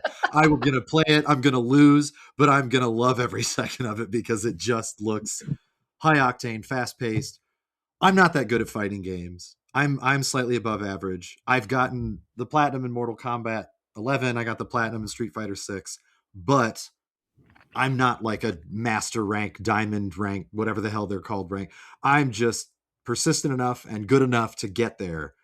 Mhm. But I don't care. This game is, I'm all over this shit. I Yeah. think Bo's going to be playing it too. I don't know. Bob, do you really care that much about fighting games like this or not? I do. I just know my skill level. Right. Fighting games for me have always been take a massive bong hit and beat the ever living shit out of all my friends on a local fighting. Yeah. Like you put me in a bloody roar match, I guarantee you I'm beating everybody in our chat group. 100%, 9 times out of 10 times out of 10. Who's your main? Shh. No, I always had depended on the game. But in Primal Fury, I always played as and I don't remember the character names, but I always played as either the wolf, or I played as the bad guy that was Leon, praying. I think it is, or the bad guy that was the praying mantis, because you could dance around people really. His skill set was pretty bad. Yes, you could. What was do you remember? Was it a Velociraptor, the reddish, skinny dinosaur looking thing? I think it was. Yes, I remember that one. That was my guy. I don't remember his name at all, but I wasn't very good at it either. I mean, I just wasn't. But my fighting games were Soul Calibur and Smash Brothers. Yeah, Soul Calibur 2 specifically. Yeah, Dreamcast, baby. Gee, I wonder why. Right. Oh yeah, Link. Yeah. He was my main, and Keelik. Yeah, I should have guessed you would have done that. Yeah, surprise. Mina. Come at me, bro. What? Oh I yeah, was Mina and Taki. Yeah, I always played as Nightmare and Soul Calibur anyway. So the first two, Soul Edge and Soul Calibur 1 on the Dreamcast. It was Siegfried and then Nightmare. But Siegfried was my guy, and then I'm going to spoil the game. He turns into Nightmare at the end of the Soul Edge, and I was pissed because I was like, "No, you were supposed to be the knight who was good." But Sung Mina and Siegfried were the beginning, and Sung Mina was in every game that she was in. I was like, "Yep, that's my girl. She's so awesome." But anyway, you were saying, Bob. I'm sorry. No, you're good. I've been on the fence on this until I saw Carnage. I think I'm gonna have to get this at some point, even if I don't play online. I'll play with you. I'll play with you, Caleb. Like we'll do something. Yeah, we'll beat the shit out of each other. Sounds good. Yeah, fuck it. I saw Carnage and I was like, I was huge. I was a Venom main in Marvel vs. Capcom. Okay. So I saw it, and then I saw his animation and I saw his moveset, and I'm like, it's just Venom with extra steps. Like we know who Carnage is. Let's do this. Let's go. And finally, the more I see, the more I'm like, I'm so fucking glad I got this in the draft. Oh yeah, it's a great pickup or a great draft. It's gonna hit. I mean, Arc System Works. Those guys are they're just so good. It is them, right? Am I just making that? Yeah, it is Arc System Works. Yeah, it is. It's basically a first party game without being first party. Yeah. Oh yeah, very heavily promoted and advertised by PlayStation. It's not first party, but it's exclusive to PS5. So, yeah, it's gonna. I don't think I knew that. Be incredible. I didn't think it was exclusive. So fact check me. I'm pretty sure it's exclusive. I believe you. Yeah, I'm pretty sure it's exclusive PS5 because we've seen it at State of Play. They've been all over the coverage for it. So, yeah. As far as I understand it, it's PlayStation only, but yeah. I love a lot of the selections of the characters in it. Even before now, I was sold because I'm sold. The game looked good, but then when they showed, obviously Wolverine was in, I was like, "Yep, that's happening." And then they fulfilled my other wish, which was Magic. I've always been a huge Magic fan. I love Magic so much. When she was brought into this game, I thought, "Are you fucking kidding me? I'm getting my dream." If they had Gambit and Nightcrawler in here from the X-Men, I would not be able to handle myself. But I love all the selections so far. I feel like they've done a really good job of sort of having different styles in for everybody and making everybody happy. Even I'm sure people are kind of sick of Spider-Man being in every single Marvel game. I know that's even though people love Spider-Man, but people were starting to get a little sick of him everywhere else. In this game, I don't care. He looks great. And now he's got Carnage and Green Goblin to deal with. So that's that's cool. So I'll tell you, Matt, as a fact check for you. This is why you don't trust AI, folks. It hallucinated. If you use the AI overview, it says Marvel Token Fighting Souls is coming to PlayStation 5 and Microsoft Windows. How vague? PC. But if you go to Best Buy's website, I don't see any Xbox. It's all PlayStation. Right. So I'd have to go back and double check on Steam. But I'm pretty sure this is essentially a first party game. Yeah, it might be one of their. Well, it's not first party, but I mean, I know they got out of the game of releasing on PC, but it's not first party. So it does definitely seem like first party. And I love how they have been releasing these announcements and, drip feeding all these characters. And the next team up before release will probably get it. Maybe one more state of play, maybe in September or something, is Ghost Rider's team. It comes out in August. So I think we're going to see the last team. I think the last team will be July. I am wrong, gentlemen. It is available on Steam as well. Okay. Oh, all right. That's cool. So it is PC. Okay, cool. All right. More just players. Not Xbox. More player base. That's the distinction. Not just not Xbox. So you can't get the Game Pass money off of it. Right. Yep. So this looks cool. It's not my type of game. I'm not gonna get it, but I would love to watch because the animations are gorgeous. And everything I've seen, love the characters in it. I'm a huge Marvel fan, so it intrigues me, but it's definitely not my type of game. And in August, man, I'm all over Beast of Reincarnation. So yeah, because this release is pretty close to it, doesn't it?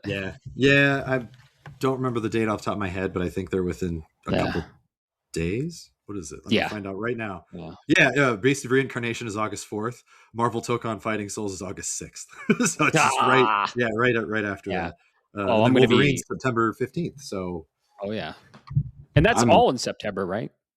Yep, it's the only game in September. Not Phantom Blade Zero. Not Onimusha. Not Phantom Blade Zero. Phantom Blade Zero got pushed back, and we're going to talk about it. So, did it officially get a date? A pushback date? Yeah, October 29th. Okay. Control Resonant was the other one that I couldn't remember. Yeah. So, this looks awesome. But, the next announcement, super excited for. We were talking about it a little bit in the beginning of the cast.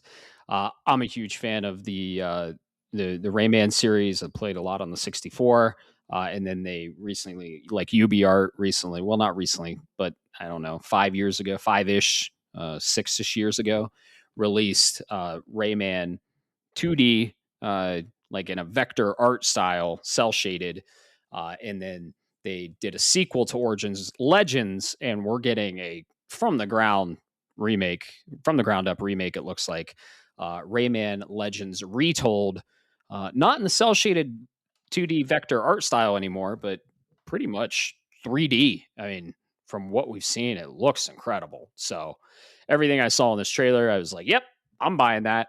To my surprise, I go on Best Buy. It's $40, and you get the enhanced version of Rayman Origins as well. So, holy shit. This game looks amazing. I'm there day one, October 1st, 2026. Are you fellas excited for this game as much as I am? Not as much as you, but excited. Yeah, no, really. I like Rayman. It's not my favorite thing in the world. So, but I do think it's good. This looks good. What about you, Bob? This is a purchase. I'm not happy about the release window. Like, it's getting a little rough. It could be worse. So I will say that much. But this is a purchase because I've got a boy here. Rayman Legends is notoriously two things. Is one, it's notoriously fucking difficult. Yep. If you know you're playing the OG, it is difficult. So I've got a son here. I think he's going to really love it. He thinks he's a good gamer, so I'm going to really put his chops up onto his first test and say, hey, you're going to help me because this is a co-op platformer. And Secondly, I didn't add it. I will say I'm here excited for this, and I've been getting more excited because certain snippets are being revealed or leaked or somehow. And some of the levels, Rayman Legends is very rhythm based with its music and its levels. And some of the music has kind of been leaking out. I haven't put it, I'm not putting it in this. I don't want to spoil anything. So I haven't put it It's in a the chat. remake. So if you play the original, it's the same shit. I've watched all of it, and it's all from the original. I don't remember. You would have to confirm something for me then. Okay. We don't have to do it now, but I can right now if you want. Okay. Yeah, go for it. Yeah. So they've revealed "Can't Touch This" is one of the beats for one of the levels. Oh, that's new. Wait, like MC or MC Hammer. No shit. I did not see that. What? Yeah, I missed that one. That's pretty cool. Yeah. That's exciting. New shit. Love I guess that is retold. Hammer That's time. true. Yeah. But like they have levels revolving around like the entirety of a music-based rhythm platforming. So when you hear the beat of the drum, you jump, and it's awesome. Mario did this in Wonder, and Rayman did it first. So yeah, Yeah. So I'm here. I love it. I'm gonna play with the kiddo, dude. I'll play with you online if they have that online feature. Feature net. Yeah. I wonder if they'll do the challenges, and I wonder if they'll do a trophy again. We'll have to do it again. I can't do it again. He's got PTSD. Here's my hope. My hope for both of you guys is that everybody gets parachute pants for the Can't Touch This level. Oh yeah, yeah. I'd be fine with. I'd be happy with that. Can't touch this. Yeah, very excited for this one. I'd say I'm a big big Rayman fan. Not a huge Rayman fan, but I really like the 64 games. And I didn't get the collection just because right? It came out at a very crowded time. But this hits. It does hit October 1st after the slew of September games we got, but I think it's pretty close to a game we'll talk about. Yeah, who knows? I'm very excited for it. So this next one, what? You'll see in the chat for later. Yeah, I found the link for you. For the Can't Touch This. So I just excellent. Okay, gave it I'm a going to little check watch. it out. Yeah, excellent. I'm going to check this out because I don't remember that being in the original. But this next one, we were pretty all confused, but it's called Bancho the Chef. It's a spin-off cel-shaded adventure game based off of Dave the Diver's Chef. So prequel. Yeah, okay. Yeah, prequel. Yeah, because he's older in Dave the Diver. Did either of you guys play Dave the Diver? I did not. It was one of those I wanted to, came out. I was like, yes, I'll get this. And I just never got around to it. I hear it's fantastic. I just didn't. Yep. I've seen a lot of it played, and I've always wanted to play it, and it's gorgeous pixel art, but never got into it. So you should pick it up August 4th. Just get it August 4th and just play September. Yeah, I'll get it September for sure. Yeah, so this looks cool. It's called Bancho the Chef, and Dave the Diver prequel game tells the story of how Bancho, the intense chef from Dave the Diver, learned his craft. So if you're a fan of Dave the Diver, you're getting some backstory on old Bancho, our old friend Bancho, the chef that makes all the sushi of the fish you catch. So that's cool. Yeah, the next one, I don't remember this one. I am so no. You would remember. It's the woman that everybody loves came out to introduce it. Oh yeah. Nakamura. I can't remember her first name. Gotcha. But Ikumi Nakamura. Yeah, she. Yeah. I was so curious what you guys thought about this. We didn't talk about it at all before. Well, we didn't. You guys may have because you watched the State of Play together. But go ahead and introduce it. I cannot wait to hear what you thought of this game. Yeah, what genre was it? It's that's part of the fun. What genre is it indeed? Yeah, because it looks like an arena shooter, like MOBA ish. I don't know, but it's like up to 3-player co-op doing yokai hunting shit. That sounds cool. I played Neo. I'm good. It sounds cool, but it also continue. Say what it's called. Yeah. We'll go to it in a second. It is called Kimuri, Hunt the Unseen, which comes from the Evil Within artist Akumi Nakamura. It's heading to PlayStation 5 in 2027. We got a year. And the first gameplay is basically just characters zipping around a city and battling paranormal creatures. So I was pretty. I remember this one. I was pretty checked out on it. I was like, not my style. I thought it was Break-In or Breakout or whatever the fuck they're going to call it. Their games. So I was pretty checked out on this. Not for me. What'd you guys think? Looks. What about you, Bob? I like the concept. What did you think of Kemity? Yeah. I got a feeling you want me to go. I had a feeling you're going to want me to go first there, Caleb. You got something to say. I can hear it in your head. I do. It's that thought just kind of like bouncing around. Ding, ding, ding. I can see it in your head. No, I got to see more on this. It's got very unique arts. It shows me cool things I like. You got a unique art style. You got some good music. You got an action oriented gameplay. It's like everything's kind of there, but there's that little multiplayer string that's kind of dangling, and I'm like, okay, you can do single player, but is this a multiplayer game that has single player optionality? And you know how that is. If you build a game that's kind of meant to play as Borderlands is a good example of that. It's meant to be played with other people versus by yourself, right? If that's the case, I'm a little sad. But up until then, I'm like, I may play this if it hits a sale. Yeah, I very, very much like you. That was kind of my original thought. And like Matt, I was a little checked out. I really like her. I think she's a lot of fun. I think she's a great character when she's on screen and she's happy and upbeat and everything. My biggest problem with this game, weirdly, was not the multiplayer. It was the confusion as to what am I supposed to even do? It seemed like the visuals were outstanding as a still art form. You take a screenshot, you take a screen grab of that game. Oh, wow, look at this is packed full of just cool shit. But when it was in motion, it was a fucking mess for me. My eyes didn't know where to look. I didn't know what the game was, really. I mean, they did the Fox View thing that was a cool idea, but again, I need more than just a neat idea that doesn't really say anything to me.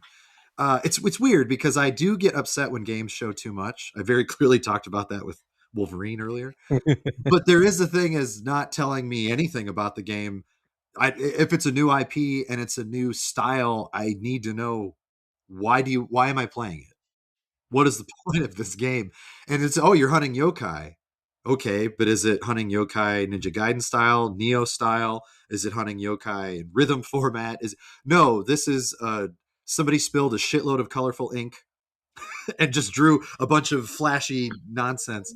I might be way too harsh on it because I really like the art, again, in still form, but in movement, I just thought it was like too much. It was sensory overload. It's pretty spastic. It was very spastic. And that doesn't mean it's a bad thing. It could be great. Maybe they just didn't clip together the best stuff to sell it to me. But then, of course, when they added the multiplayer aspect, I thought, okay, maybe that's cool, but why though? Was very much why when I saw this game, and I felt kind of bad because I could tell a lot of work went into it, and there is some cool stuff there, but it seems like it's less than the sum of its parts instead of greater than the sum of its parts. That's kind of my issue with Kemuri, but time will tell. It's they don't have a release date, just a release year, so maybe we'll see it again in the future. Game Awards. Maybe they'll have like a gameplay trailer or even a show with it. Now it'll be the biggest announcement, and they're going to change the name to Kemuri.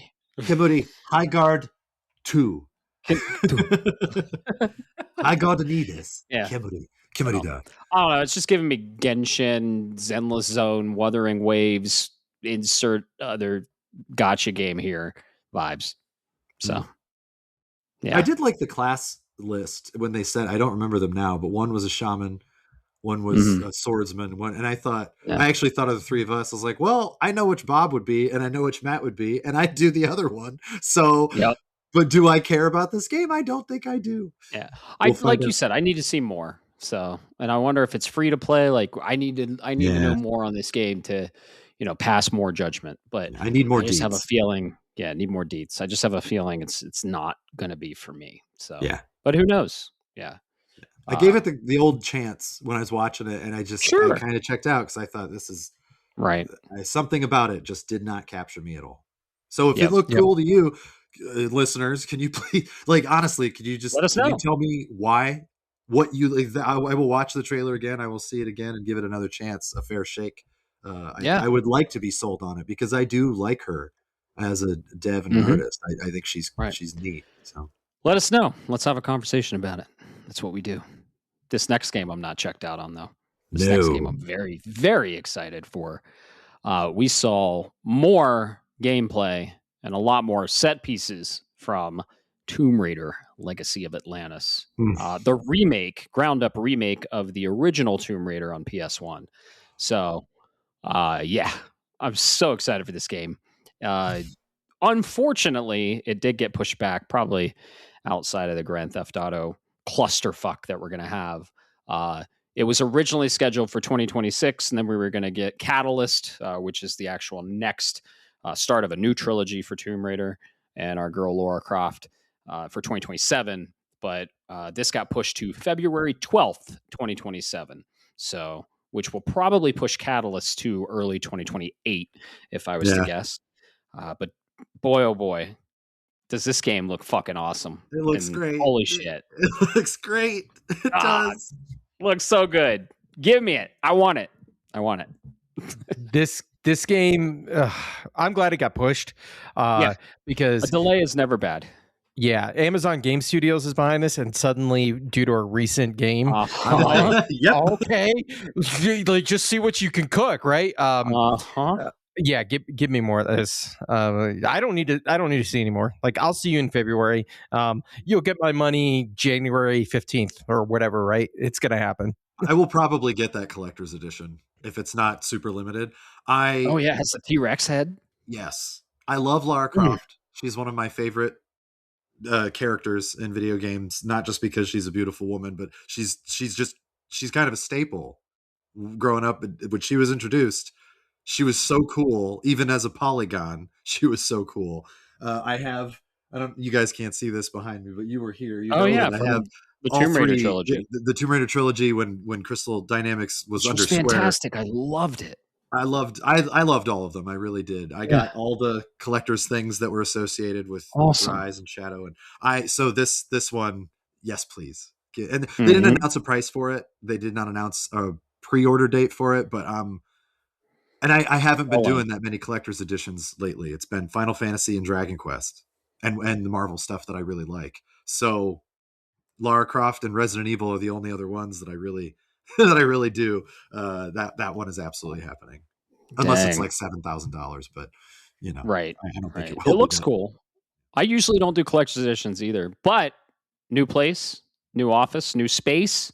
I got a new shelf, and my boy Edward Kenway is going to go on that shelf because I got the collector's edition of Assassin's Creed Black Flag Resynced. Yeah, you deserve the collector's edition of that one.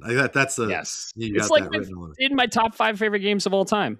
And the last collector's edition I got was back in 2024, Final Fantasy Rebirth. We got 18 inches of old Sephi, so which was an incredible collector's. I almost got Final Fantasy 15, but E3 was too small, but very detailed. 16, but I got you.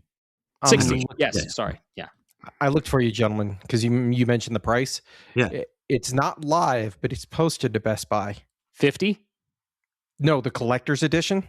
Oh, for Tomb Raider. It's posted there. You can pre-order it. It is posted. You can't pre-order it. It says coming soon, but it is live and it shows $200. Oh, okay. Okay, done. Done. So that's no hesitation. How big is the statue? Because I know it's Laura jumping away from the T-Rex's mouth, which is trying to eat her. That's what I'm trying to get off of this. It just says Lara Croft versus the T-Rex statue. You're hearing it first on Shapes of Gaming. The signet pin and the collector's box and all that, but the statue is 100% there. It doesn't. I'd have to go look into it, but it doesn't actually say with it. So I don't know. Huh.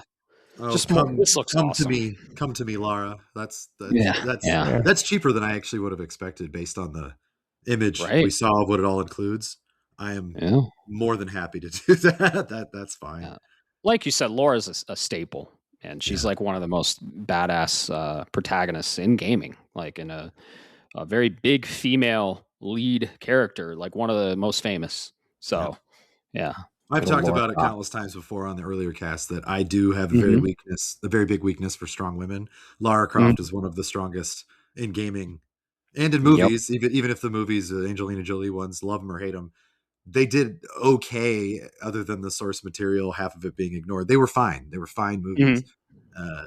I just think I'm so glad. I was really nervous when Square was selling Crystal Dynamics. I thought, you guys fucking had it. They're so Right. good at when they made them, and the fact that they sold the entire studio essentially, and the studio was like, actually, we're fine. Somebody else bought us. We're all staying Yeah. together. I was like, okay, fuck it, Square, you fucked up, and you're gonna see when it comes out. Uh-huh. You should have let them do it, but I don't care. I'm Yep. so happy that it looks great. I'm so happy that Looks we are getting incredible. more Lara Croft, and even if it is the original that we grew up on in the first one I love this remade. direction they're going, because I Yeah, mean it's great. they recently kind of remade the originals, the first 6, I believe, right? Oh, Or to first re-release 5? them on Yeah. like PlayStation Plus and Yeah, and they stuff. cleaned it Yeah, up, and like this is a like from the ground up remake, and I I'm all about revisiting the first one. So the first original. I mean, it's getting pretty old. Didn't yeah. It's still This good, but this they game don't age deserves a well. remake. This deserves a Exactly. remake. Absolutely. Exactly. Yes, please. And after, like Yeah. Bob was talking about, after First Light, yes. just Hmm. just give me that. Give me that, please. Exactly. Yeah. So very excited for that. February 12th, 2027. Good old girl Laura Croft. The next one I thought was the Jurassic Park survival game, but nope. It is a dinosaur first person survival game, and it is called The Lost Wild. True fear is primal. Uh, who developed this? I don't know. Do we know who developed this? It Uh, looks like a Jurassic Park video game, and slated for PS5 in 2027. First person survival horror with dinosaurs. I'm usually all in, but I just, it's probably going to release in a fucking crazy, like, crowded window, and I'm not going to have time for it. And it's not on my list. So, can I tell all right. you, not to be super negative, what my least favorite thing about this game is? Yeah. What? The title. I Yeah. hate the Like what? title. The Lost Wild. It doesn't roll off the tongue. The Lost No, Wild, True Fear is Primal. Who's gonna fucking go to the store and say it's a that? mouthful. Or It's a like if mouthful. I go to your house and be like, "Hey, are you guys playing The Lost Wild, True Fear is Primal?" Yeah. It just doesn't. It feels like AI wrote the title. I'm sorry to be that guy. It really does. I hope the Right. game's great. I feel like just keep it like The Lost Wild, or Exactly. you can't call it Primal Fear, but I don't know, Fear something. is primal. Fear is primal. Just like drop the true. Is Because fear yeah, primal? it's a Is mouthful. primal fear? True is fear? Friar fear is primal true. No, I, I don't know. Fear is primal. No. just drop the True Fear is Primal. Like, get rid of it. Yeah. Just keep Yeah. the Lost Wild, because this is Yeah. basically Outlast meets Jurassic Park, and Jurassic Park fucking is cool. the Lost World. So the Yeah. Lost Wild is a great play. Leads Yeah. in. You know what you're going for. Yeah. I know that that's silly, but when I was watching this, Titles are important. that would not get out of my head. Usually I can just say, I don't care. A game could be called Poop Farts, and if it looks really good, I'm going to laugh at the title, but I'm still going to play it. This game, just the title bothered me so much that I said, I don't want to play it anymore. At all. I just don't. The title will not. Yeah. I'm probably Bob. getting hung up on it like the beans and Yeah. cheeses, but you know. Beans. Bob, Yes, did sir. you like what you saw? Are you excited for this one? Is it on your list? It's not on my list, but I Yeah. like what I see. It's Annapurna, and Annapurna's killing it lately. Annapurna. Annapurna's I great. knew it was. Yeah. Yeah, okay. I think there is a group of players for this. I don't think I'm that group of players. Like, I played Outlast and I was like, oh, this is really cool in concept. but my survival horror has Leon S. Kennedy and Claire Redfield. Goddamn right. Or Silent Hill. Silent Hill's the Yes. other. Yep. Yeah. So yeah, I wish them luck. I think it'll look, as long as they can. It's a small team. I think they'll be just fine, and it'll find its audience. Especially since it says it's only 2027, so we really don't have anything until next year. Yeah. This next one is one of our first and of many coming out September. Caleb, I know you're excited for this one. Pretty sure. I'm excited for the concept of it. I'm not going to get it though. Yeah, I'm not. Okay. Yeah, but I can you're tell a you big fan why. of Dune. Oh yeah, you're a big fan of Dune. It's called Dune Awakening, a survival game, and it will be hitting PS5 on September 22nd. Single player, third person survival action game. Well, right? So here's why I'm not getting it, at least not right away. Because Okay. when this, you're absolutely right. I love Dune. I only read the first 4 books or 3 and a half, whatever, before his son took over after he passed, Frank Herbert. But I love the movies, the original with Kyle MacLachlan, my original at least. I don't think there was one before that. I love the newer ones. I do have to give props to Timothée Chalamet. But Rebecca Ferguson's on my top 5 ladies that, hey, how you doing? I love her very much, and my wife knows that I'm not being a super creep. She knows Rebecca Ferguson does it for me. But no, the movie's very, very they're well done. Denis Villeneuve, the director, awesome. Just he knows what's up. I should be over the moons of Arrakis for this game. It came out on PC, and it was like an MMO, essentially, that, again, in theory and in concept, awesome. I do not fucking have time for that. I don't even have time for Crimson John Desert and Diablo 4 to really dive in like I used to. I mean, I have been playing a lot of them, but this game, I thought, there's no way I'm not doing an MMO. If I did an MMO, it'd be Final Fantasy 14. I'm not doing this again. But I was really happy for Dune fans, and I was hoping that they'd come up with some cool stuff. Mechanically, it looks solid. I don't actually know how the PC version was received. I've never looked into it because I didn't want to be told it was the best thing ever. I would then feel more obligated to do it. One thing that I will say about this, getting a console port, that's great. More player base, the better. That's fantastic. My biggest problem with the PC version was it seemed like there was not really a single player option. This PC or PS5 version has a new single player mode. That was the most intriguing part to me when I saw it yesterday. I thought, oh, fuck. Do I have to get this because of the single player? Right now, the answer is no. They have a few months to win me over if it turns out that the single player is enough to justify a full-on purchase and I can ignore the MMO mechanics. I know that seems like a waste because I don't want to shit on the devs. I don't want to not do something that they put their work into.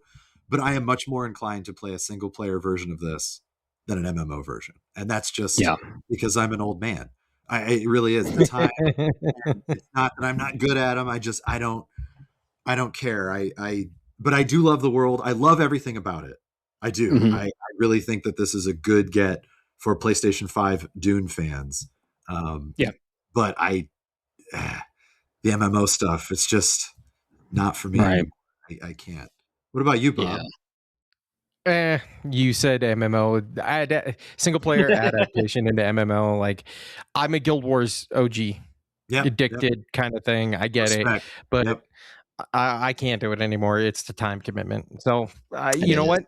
I hope it finds its audience and there's much success. But this is a pass for me. It was one of those things in the trailer where I was like, "Oh man, you're showing me stuff that's pretty cool." Talking about the Fremen troopers and talking about or Freeman, whatever. My thing, my absolute favorite thing about Dune, when I read it as a child, and then when I played the Sega game that came out in like 91 or 92, and then of course in the newer ones, I thought that they were shown perfectly, were the ornithopters. They're flying the Atreides flying machines. Such a cool design, such a cool idea that they're basically like wasps, flies, bees, dragonflies, whatever you want to call it. It's just such a neat thing. you get to fly one in this trailer they showed, and I was just like, you sons of bitches, because that was the thing that made me really legitimately excited. And I told myself, no, you can't, back away, beast. And I was holding my hand in front of the TV and telling it to, the power of Christ compels you, get off my screen. Because But it releases September 22nd. I know, right? But Matt, I'm assuming you don't really give a shit about this. Yeah, okay. No. Didn't think so. Dune's cool. The first movie's cool. Haven't seen the second one. Need to watch it. Oh Own my it. God, you haven't I seen the know. second one? I know. I need to watch it. I just Please do. I didn't know. think they I were need going to be to. able to pull it off. I will just tell you, Yeah. as a huge Dune fan, they pulled it off. It was Okay. I loved Cool. it, and Yeah, I'm it's so on my excited list. for part 3. Yeah. Yeah. In I want just to watch part 2 and then watch part 3 in the theater when it releases. So part of yeah, Dune's I Day. just exactly. So yeah, I'm not into this. But this next game, okay, Oh we're yeah. all into. Oh yeah. Fuck. But I have thoughts on it, not because of the game, but I'll go into them.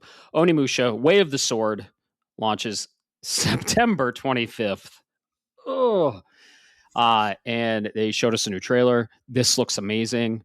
I would be all in, except I'm not, because it is on my list. It's on my list. I have tiers of interest, right? You know, if it's all the way from like big eye roll to holy shit day one, right? It's Sure. like big eye roll or intrigued, interested, maybe, but not on the list. Or okay, no, it goes on the list, but maybe not day one, or day one dropping everything for this game. This is on the list, but not day one. And it's because of another game that we're going to be talking about. And it's unfortunately one day after. And there is apps. And then after that is Rayman, right? So it's just in a very bad place. And it's the same for this next game we're going to be talking about. I have never played any of the Onimusha games. I know I should. But it's one of those like, am I gonna really get everything out of this that I should be, because I haven't played the Onimusha games?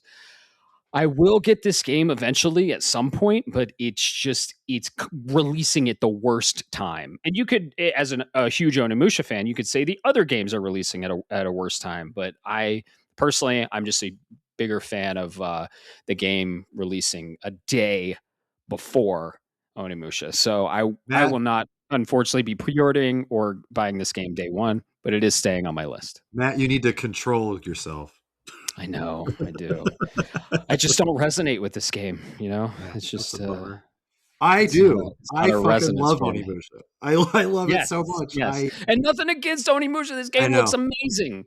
And I still might pick it up shortly after. I just can't on day one. I'm very interested, very intrigued. It made it all the way to my list, but you're super excited. Dude, but I feel you, because I'm in the same boat. Yeah, the day before. exactly. I'm just as excited. That game looks so good. I love everything about the day before game. Control Resonant. I'm just gonna say it finally, officially. But Onimusha is Capcom game, and Capcom has been just home run after home run after home run. They haven't missed. Caleb's fucking dealing with April 2.0 in September of this year, because there's something basically every week, or in this case, 2 times that week. I'm going to hope and pray. See, I actually have tickets for the U.S. Open this year. I'm very excited, super excited. Ooh, nice. And quarterfinals, semifinals, and the day past the day of the quarterfinals. We didn't even bother trying to get finals because we're not multimillionaires. Like, it's not going to happen. But I am very, very excited. It's the first Grand Slam tournament that I'm ever going to go to. I have been wanting to go to the U.S. Open for years, so maybe I'll get some Chipotle if Taylor Fritz makes it all the way. But right when I get back, Wolverine. And then, then there's something like 5 days later, and then there's something 5 days later, and then the next day is Onimusha Way of the Sword. So I'm just like, you motherfuckers are doing it to me again. September is fucked. And then October, obviously, you already talked about with Rayman, and then Ace and that's going to Combat. stack up, I think. It's a lot. But I will be getting this, and I will be playing it. Cool. If not immediately, very close to immediately. I'll have to stagger. I will. I have no choice. I love Onimusha. Way of the Sword looks fantastic. It in my looks so opinion. good. And I don't think it's going to matter that I'm a fan. I do think they're going to do a good job and just say, Okay. you know, you appreciate the soul of the game that you played on the PlayStation 2. That's fine. Now you can just play this new version of this new thing, a new chapter. That's what I want. I want them to do that, and everything points in that direction while keeping those Onimusha feelings solid, right? What about you, Bob? I know you're excited, but what are you in the same boat as we are?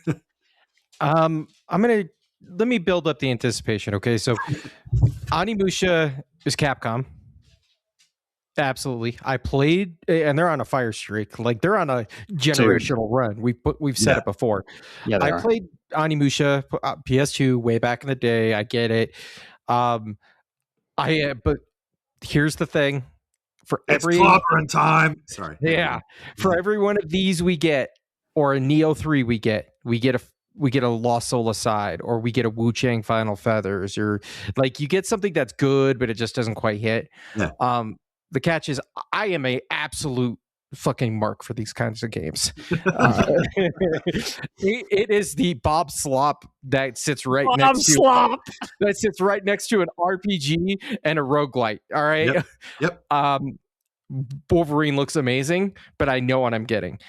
This is at the top of that list. I will hold off on everything else because I'm going to do one a month is what I try to do to focus. This is it. Capcom is killing it. I love Onimusha. I love the game style, and they showed everything I needed to see. I'll be in this while you guys are playing Wolverine and shit. So I'm there. And how about the game that launches before it, Control Resonant? Yeah, that's the other part of this. On the decision making, I really loved the original Control. Like I play Controlled Ultimate Edition because it came on wow, I almost said Game Pass. Shame. Oh my god! Hold on. I got you. Shame. Yeah. Shame. Still have that on the soundboard. Shame. Worth the credit. Well, I know anyways. why he said it. I know why he said Game Pass. It's because he just said Bob Slop. No, So yeah, so you Just get it. kidding. Sorry, Xbox fans. I'm just shitting on you because it's fun. I'm point glad is- that you guys are releasing stuff. It's great. Yeah, the point is, I think from my standpoint, Remedy's amazing, but I think when I'm playing an Alan Wake game and not a Control game, that's when I see Remedy really sing. What? I really, Okay. Let's save your thoughts for when we talk about Control. yeah, that's what I'm Yeah. saying. And so at the end of the day, Onimusha takes the cake because of that. Okay. All right. Cool. Okay. That'll be good for the cast. You'll be playing Onimusha. I'll be playing Control Resonant for sure. Day one. 100%. I'll be playing John Desert. Yeah. It just fucking never ends. They keep adding new shit. Like 150 hours in with 4% on your trophies. Yeah. Fucking crazy. It's funny. How many hours into that are you? I With actually 4% don't even trophies? know. I really don't. Yeah. But I know, Gotcha. I do know that the trophies that I've gotten so far Yeah. are like for mastering a weapon. It's Yeah. you do all these things. Right. I didn't even know that was the thing until I got it. Right. But, I don't know all of them, but I'm assuming it's just do everything in the game. Right. At this point, which is nuts. I heard it's like a 400-hour plat. By the end of the decade. I'll work on it slowly over time. Onimusha Way of the Sword launches September 25th. Looks incredible. I know we have a lot of listeners very excited for it. Bo is super excited for it. Yeah. He's a huge Onimusha fan. It's just bad timing, guys. It's on my list. I don't have it pre-ordered. It won't be day one, but it'll stay on my list. And sometimes games are like that. And if I don't have anything to play, I'll be like, what's on my list? That hasn't happened in the last 5 fucking years. Okay? There's been so much good shit. But yeah, I think it's going to do great. Capcom's on a big streak, and I think it's going to be great. The next game, Konami, guess when it releases? Silent Hill Townfall. September 24th. The same exact fucking day as Control Resonant. One day before Onimusha. Silent Hill Townfall. Looks awesome. Survival horror. Silent Hill. The setting, if you will. But it's first person. which kind of turns me off a little bit. Unfortunately, I like my third person survival horror, but very intriguing. Looks really good. Looks scary. Again, this one didn't even make the list. Sorry. It's unfortunate because Silent I Hill know, it is is. great. And I know Bo's a It big is, Silent yeah. Hill fan too. So Yes. he's probably Yeah, like, what the right? fuck am I gonna do? And I'm sure Carrie's gonna be all up on this, right? She loves Silent yeah. Hill. Oh, So yeah. I don't know that she cares about Onimusha or maybe Wolverine. I don't know. But Yeah. I'm between the thing that is surprising to me, Control Resonant. I don't know that it's gonna be as creepy horror-y as Control was. You know, there was that feeling. It wasn't quite survival horror, but it just had that Right. trippy, weird I'd have stuff. more of a power trip this time, though. Yeah, and Yeah. maybe that's not a I was getting problem. prototype vibes and like infamous vibes. Yeah, but I do want that story, that underlying story, to be just like, the fuck Mhm. is this? Just like kind of weird Exactly. and unsettling. But just having this released the same day as Silent Hill Townfall, I thought horror and potential weird horror. How do you Right. choose? And it's definitely going to be the type of gameplay Exactly. instead of the narrative stuff. So Exactly. we eating Yeah. good, man. Too good. Oh, dude. Incredible games. I mean, I don't want to say too many games because it's a good problem to have. There's a lot of games. But speaking of something still on my list that I haven't played, Silent Hill F. I plan to Oh, play yeah. it this October. Maybe. Who knows? Yeah, right. Probably not. But yeah, this one I just can't do it. First person. I kind of stay away from first person. It's just a preference, and it's releasing the same fucking day. September Yeah. stacked. Can't do it, guys. Sorry. Looks incredible. Bob, are you? You didn't even really finish Silent Hill 2 remake.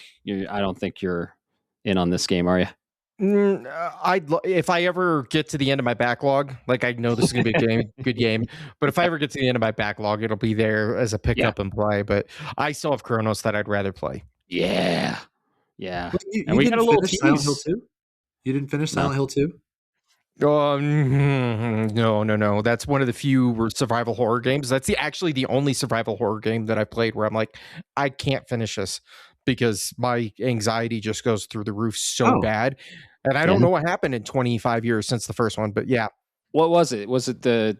I don't want to spoil it, but was it the really dark place?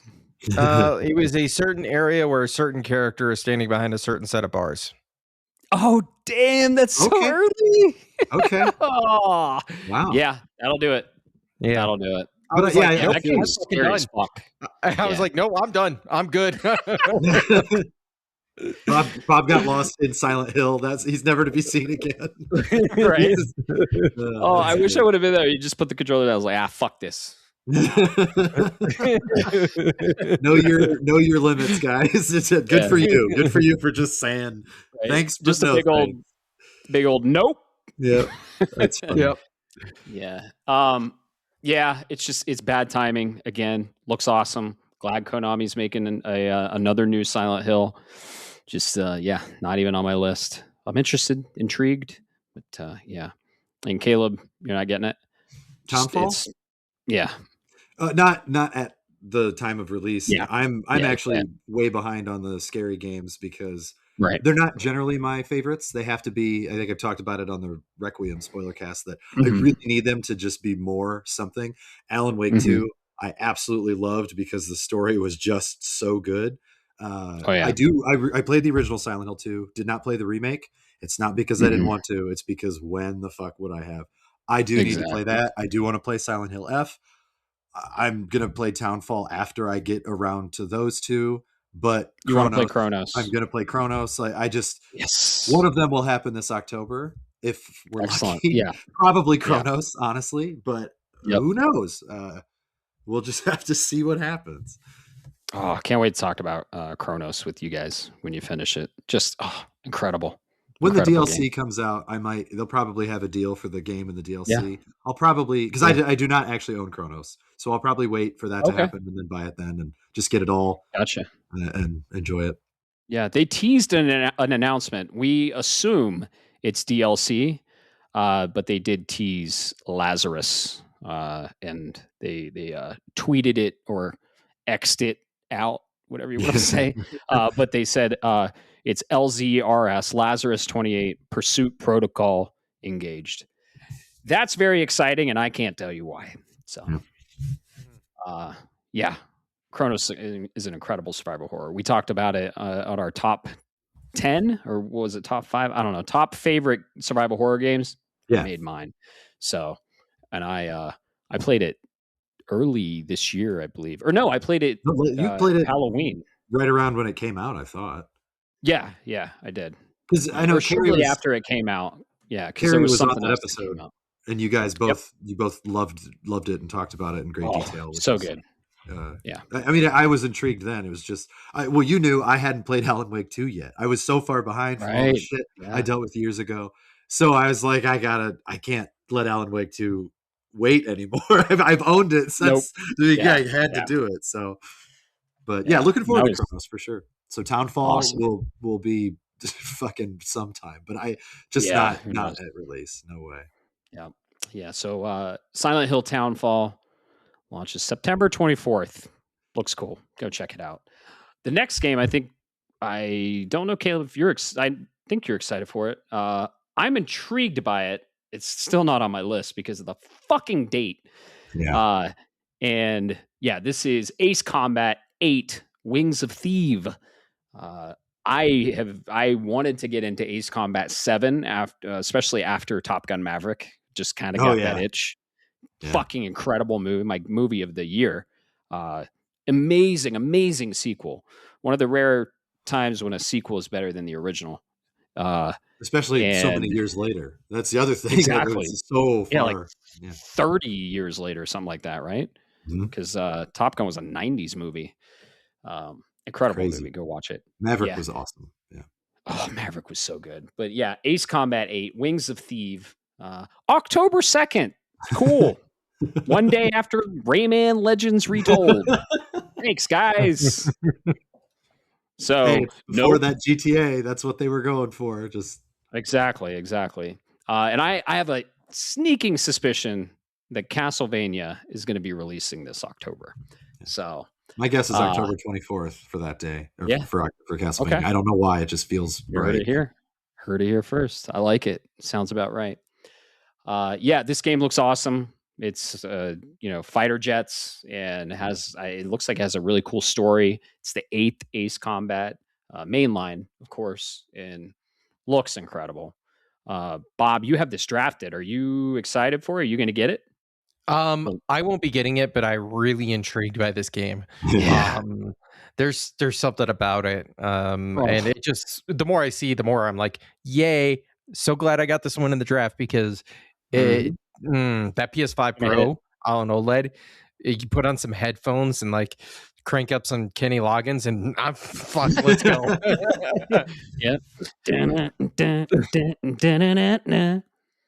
Dude, I played that fucking song just cruising in my car probably for a solid month. That's all I listened to after Top Gun Maverick. And gotta throw that on while playing this game. For sure. Caleb, you excited? You gonna get it? So I'm not going to get it at launch because the timing is just bad. I love Ace Combat. I played Ace Combat 4 so much back in the day. And then I actually never got to play 5 and 6, but I did play Ace Combat 7.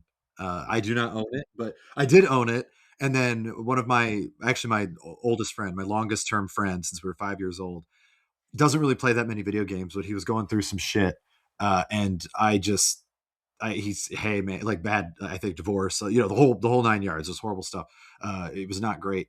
And he was sort of looking for something to make himself feel better. And he said, I'm going to get a PS4. I'm going to PS4. I don't really play anything. What should I get? And he loves sports games. That's his thing. But he and I used to play Ace Combat together all the time. And nice. I got him turned on to that. I just gave him my copy that I hadn't even opened yet of Ace Combat 7. I said, just take it. He played the absolute shit out of it. I'd go over to his house. We would just take turns. It was really fun. I had a great time with 7. I just never played it on my account, so there's no proof that I did. Wings of Thieves looks incredibly fun. It looks really, really fun. big chance that I get it eventually, but again, like you said, the release timing is just bad. I am very hopeful that the game does well. I hope it sells well. I hope it scores well. I hope it's well received. That's all I really care about. Mhm. But come on, guys, it's just damn it. Also, It's awesome. starting to. It's We're awesome just that in it the beginning of it. includes the other game, the game that I named. That's I'm forgetting. Oh yeah, It's a free pack-in with it, digital pack-in with it. I don't know why the name is me, The but PS2 one. yeah, it's great. This is a good get for people to if they want to just see a little bit more of the roots. But Yeah. quick correction: I didn't mean October 24th for Castlevania. I meant the 23rd, the Friday. Friday the 23rd okay. is my 23rd. actual guess, but not related Okay. to Ace Combat at all. Gotcha. I kind of Yeah. wish that there was literally nothing coming out because I would pick up Ace Mm. Combat if that was the case. Right. I love fighter jets. I've always wanted to be. Me If I had to too. do military, that was going to be. I wanted to be a pilot, a fighter jet pilot. I thought that would be super cool. These games do such a great job, just letting you sort of live out that fantasy, and I'm really hopeful that 8 sticks the You land. It probably looks would have like it's going to. moved to Colorado for it because we have the Air Force Academy here. Yeah. Everyone that gets trained to be a fighter jet pilot is basically like 30 minutes up north. The one major Gorgeous problem with that is that I'm a chicken shit coward. So, Ah. I mean, if I had to, I would absolutely do that. But Yeah. Dude, there's. Yeah, you know what? It's not important. Okay. What? Is it correction? Yeah. So keep in mind, Ace Combat when you're dealing with the aircraft carriers, keep in mind Navy Or fighter that's pilots. technically yeah. So it's not always Air Force. No, Wow. you're My obviously military mind has to scream it out loud. I'm sorry to be the actually guy. Actually, no, but actually. that is good to know because as a layman, when I was younger, I mean, you think Air Force is going to be everything air related, and that's just not true. But yeah, you are correct. Thank you for clarifying that. Yeah, looks cool. It's on my list, but it's not a pre-order or a day one. It's just the timing sucks. So I will eventually get to it, like you, Caleb, and yeah, I'm sure we'll all eventually get to it. So, yeah, Ace Combat 8, October. Ace Combat 8, Wings of Thieves, October 2nd. So if you like fighter jets, go check out that trailer. It looks incredible. I mean, just the cloud engine and the shit they're doing is awesome. The next one, also not interested in. I know, Caleb, you're probably not interested either. Bob, you're interested in it, though. Yeah. Marathon is getting season 2. Nightfall, when I heard this fucking name, I chuckled because I'm a huge Destiny fan. And Nightfall is the actual like activities you can do, little mini dungeons. But yeah, the Marathon season 2 kicks off yesterday, June 2nd. So to June 9th, or sorry, no, it kicks off. When does this release? Because they have everyone to play. You can play for free June 2nd to June 9th to kind of build up to this release. I think it's simultaneous. So no, Is so the season 2 started yesterday, and they're giving people free to play between now and the 9th as an onboarding. Give them a hit for free, so they get addicted. So I played the open beta or the early version of Marathon. It was great, just not my style. So I'm not interested in this. And I would like to take this moment to talk about the huge thing going on the internet right now, which is a big push for Destiny 3. And unfortunately for Marathon, they're in the crosshairs. And a lot of Bungie fans, a lot of fans of Destiny 3, there's a petition out there to bring Destiny 3 instead of like focusing on Marathon. Why not both, right? But the Destiny players are like, oh, Destiny's dying. We talked about it on episode 53.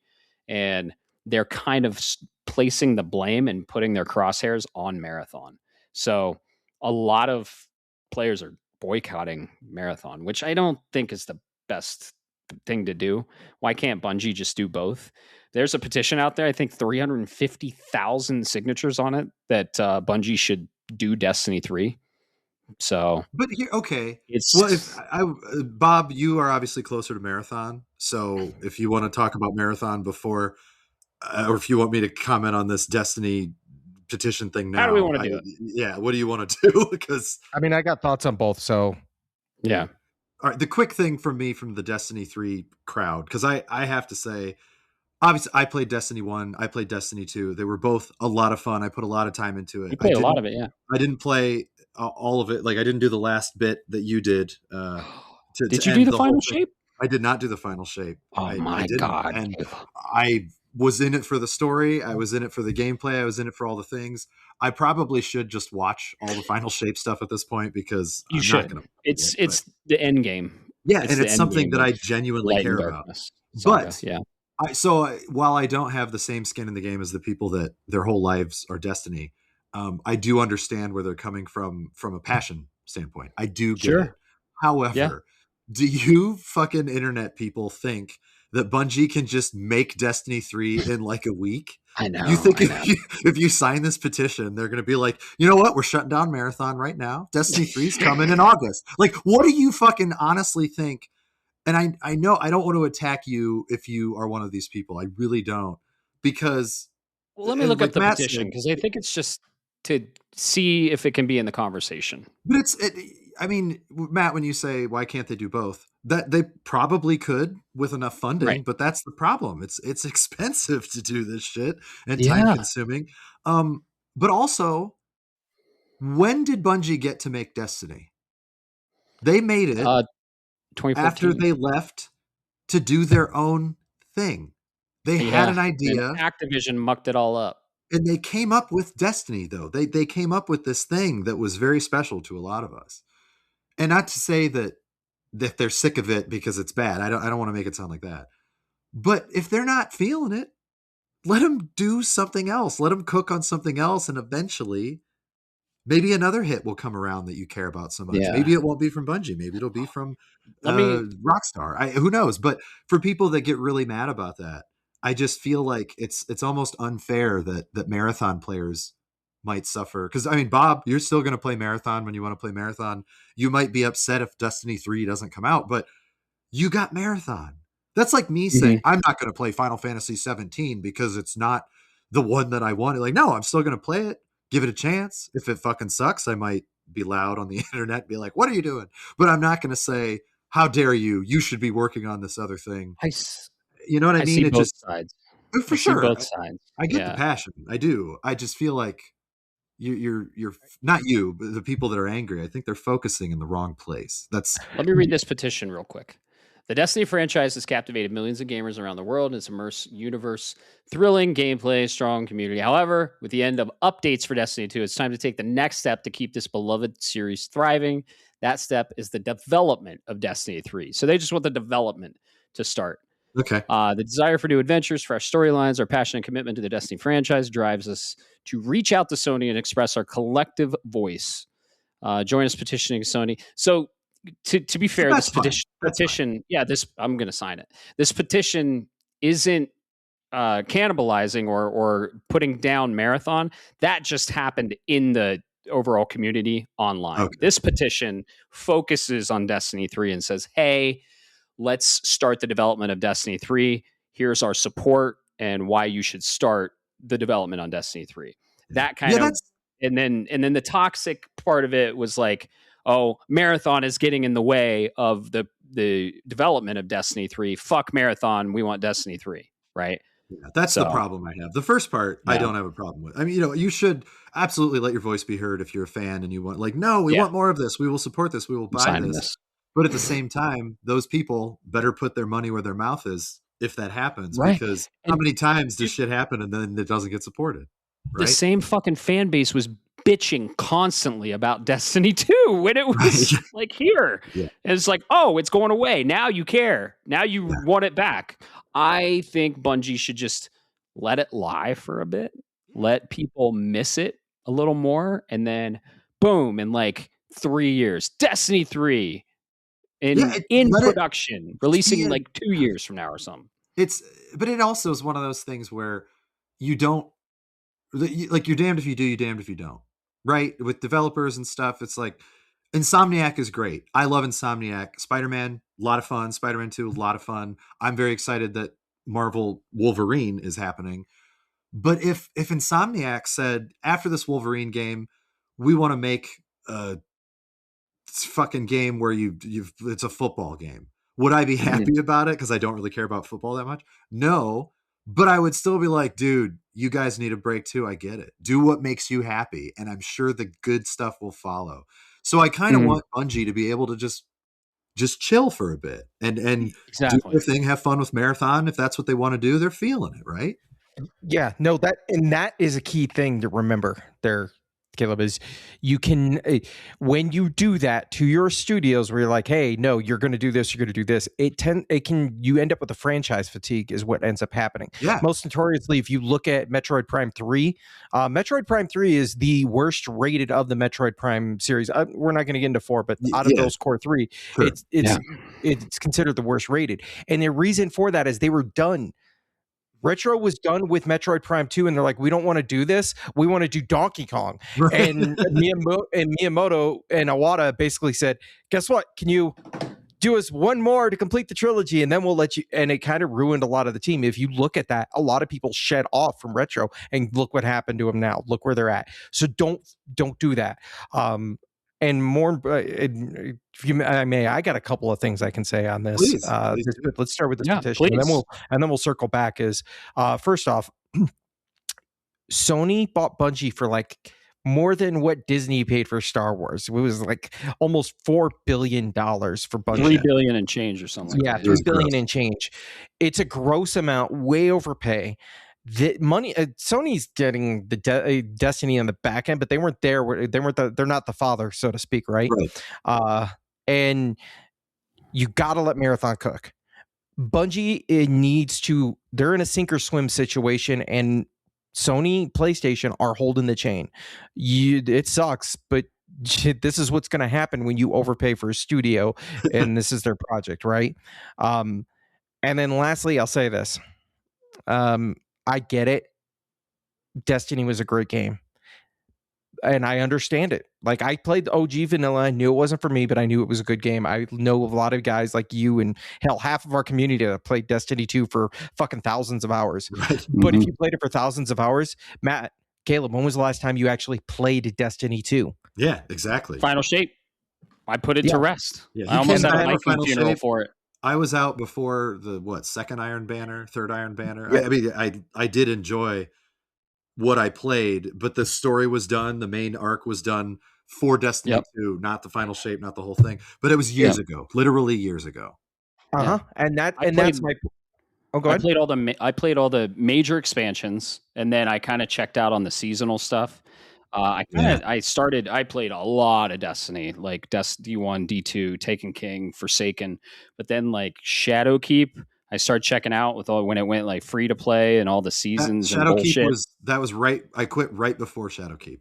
That was when I stopped. I stepped back right before Shadowkeep, but then I of course played Witch Queen and Beyond Light.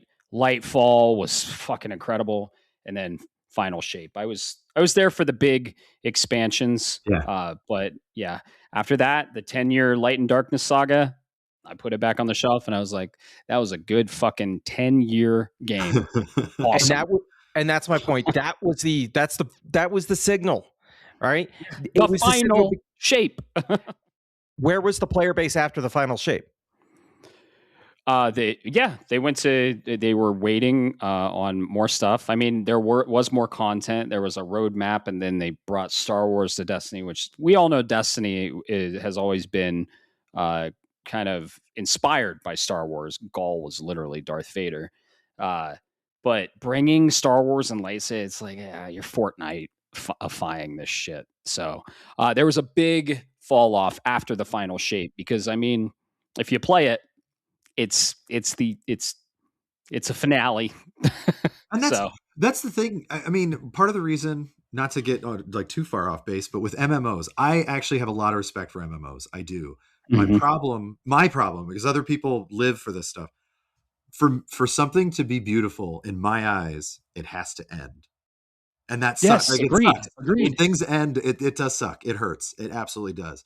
But Star Wars Galaxies was a really a popular game back Mhm. in like the late 90s, early 2000s, I think. I don't remember when it's Mhm. set, but a lot of people were very, very sad, bittersweet when the servers got shut down in that game. I actually didn't play Galaxies, but I had a lot of friends who did and played Final Fantasy 11, and we would talk about it in Final Fantasy 11 and then in World of Warcraft and then in Final Fantasy 14. But a lot of them might have been upset at the time. And about a year or two later, they thought, what a beautiful experience it was that I got to it just got to end. And that's the problem with starting a living game, is that you kind of know going in, this is going to end whether I want it to or not. Yes, we get this with narrative, single player stuff. Yes, you get it when you buy any game, it's going to end eventually. But let it end on their terms. Let it end the right way. Don't Yeah. I don't understand. It's a conclusion. It's closure. Yeah, it's These are the okay. types of games I love to play. Like, because I don't play usually ongoing games. I got into Destiny because I mean, it just It it checked was all the boxes. It it really checked did. all the boxes, but then like it started going free to play and seasonal and a lot of microtransactions. It started evolving into something I usually don't play. But I like when games end. You play it, you finish it, you say awesome, you sometimes platinum it, you see it through. That was an awesome book. On to the next one. Yeah. Yeah. I And go back and play Chrono Trigger on occasion because it's Yeah. just so perfect, because it Yeah. ends. I mean, it ends like 15 times if you want to get all the way. I don't remember how many Right. exactly, but it does end, and it's like, wow, what a great experience. And Mhm. MMOs, you have arcs that do that, and that's great. You have expansions that do Right. that, and that's great. I feel like for me, that's enough. But this I don't know. It's just like let it die. Let it, like you said, let it go away for a bit. Let it rest. And then Yep. if you're inspired to bring it back, Bungie, if you have the money, if you have the fan base for it, fuck yeah. But for Exactly. people, I love the passion of people doing this stuff, and I love having their voice heard. It's the toxicity part that really just makes me Yeah. crazy. The blaming a marathon, it's just like, guys, come Yeah, on. like what is that? it is that blaming the marathon, and Yeah. I'm a realist, and this is not to crap on anybody that's going to sign the petition. I think it's really good to see the passion, but you Mhm. also have to understand, you just don't go to a fucking developer and say, make this monkey. Like, you go, hey, Yeah, I no. want you There's to a surprise me. process. There's a Yeah. process. They come out and they say, here's what it is, because people have been bitching about no games on PS5 Right. Which is for the entire fucking generation, and insane. they're people are ripping on PlayStation Online, Sony, and you go to these certain groups, and it's like, well, Sony's surviving off of Xbox and live service, which is fundamentally true, right? That's happening within the PlayStation ecosystem. So we finally get something, and I know I'm part of the problem, but that's a different point. I'm interested. Is we get a first party game. Housemarque made a fucking excellent first party game, and Sure the did. reports, according to Circana, it sold like 300,000. I voted with my wallet. Really that low? Holy Mina sold that Yeah. many in 3 days. So Yeah. you can't just tell So Sony good. do this and then not fucking buy the games when they provide it for you. Right. Right. So Wow. I'm glad these games end because Yeah. I mean, we have other games just constantly coming out. And Yeah. if you have ongoing games as a service, like going at the same time, they're going to start cannibalizing each other. Uh-huh. And they already Because have. you can Yes. exactly. Yeah, they already are. And you can only spend your time currency, like your attention can only go to one game. Like I really hope people aren't fucking playing two games at once out there. Uh like one with their feet or something. I don't know. Yeah. But Just yeah, me. games need to end. Yeah. And let it sit for a while. Like kind of like Uncharted. Uncharted went away for a bit. We haven't heard a lot. And And I everyone's miss going to be it. super excited. I know, me I too. fucking miss Uncharted. And Let that's people good. miss things. Let people miss things, you know. I Yep. think it is a bit too soon. We can start talking about Destiny 3, but it's way too soon to get like an announcement or anything. Just I mean, maybe Bungie's like, it's in development. See you in 5 years, you know? You know what I would actually love? I would love, I mean, I know a lot. I would probably be in the minority here. I would love if they revisited the Destiny universe and didn't have it be Yeah. online. Have it be a different genre. Like almost go the Studio Sabotage route Yes. with The Messenger and Sea of Stars. Just do Destiny something far away or however they would want to do it. Maybe not even Mhm. have it be a third person shooter or first person shooter. Maybe have it be a fucking action game. I don't know. They obviously like lightsaber stuff and the heavy weapon blades. Maybe they could come up with something that's almost like a Phantom Blade Zero-esque thing in Destiny. I don't know. Exactly. It'd be up to Bungie to Single figure that. player, That would just be in the so story, in the cool. universe. I'd be all in. I would love to. Like, what did I say on the Pragmata thing? Science fiction is so hard to do well. And Destiny was fantasy sci-fi. There's obviously the fantasy elements. Fantasy sci-fi is even harder to do well and not just be stupid. They nailed it with a lot of the storytelling in Destiny. So bring it on in a single player. Give me a Destiny Mass Effect. That would just be, whoa, man, like that. I would love that. So, I mean, Destiny was like unveiled as a 3-person multiplayer online like adventure, right? Yeah. Not this free to play. Not that we knew it was an ongoing game with expansions, but MMO light, microtransactions. Yeah, an MMO light. Yeah, kind of. Yeah, but on the marathon portion of it, though, Bob, season 2. What are you thinking? How do you feel about that? I did want to talk about that. Sorry. Yeah, that was no, you're good. You're good. You just have to include that with the title somehow. I will. I'm just kidding. Marathon sucks. Destiny's better. All caps, exclamation point, double X for sucks. Yeah, exactly. If the boys call me and I get the beacon from Mason and Bo and say, "Hey, we're gonna hit marathon," I'll be there. This is an easy come out kind of game. I don't care. I'm not gonna. It's not my hard focus. I'm not gonna platinum it, but Marathon really fucking plays well, and it is so much fun when you're in that mode. And this season 2 with the nightfall, like the nighttime settings and the low vision and everything else, because it helps when you look at, like, you see people and they're like, oh, there's a sniper, and you're like, shit, he's way out there. Here you see that shot in these trailers and you know where it came from. I think this is if the beacons are lit, I'll be there. If not, let it cook, but it still looks good. So if you won't play it like Marathon, go check this out. Yeah. It looks fun for an outsider. I intrigued in Marathon for the gameplay and stuff. It looks good, but it's just not a thing that I have time for. But you guys were talking a little bit in the chat about the season 2, the new shell, the new stuff that just seems like, if I were interested in this game for time, I would absolutely play it. It looks great. Yeah. So yay for season 2. More is always better. More of something you like is always better. If you still like it. So why? And it's included with the purchase of the game. It's not an additional cost. So love to see the support, and Bungie's gunplay is unrivaled. So tier. They love to see them continuing to support this game and tweak it and just give the fans more. And really raise the value of the purchase. So, I'm excited for people that are excited for it, and I want to see Bungie succeed in whatever they do because they're an incredible developer. They deserve it. So, they really do. Absolutely. This next game kind of like confused the fuck out of us all because I initially thought it was the break-in game because it's fucking Fire Sprite making it.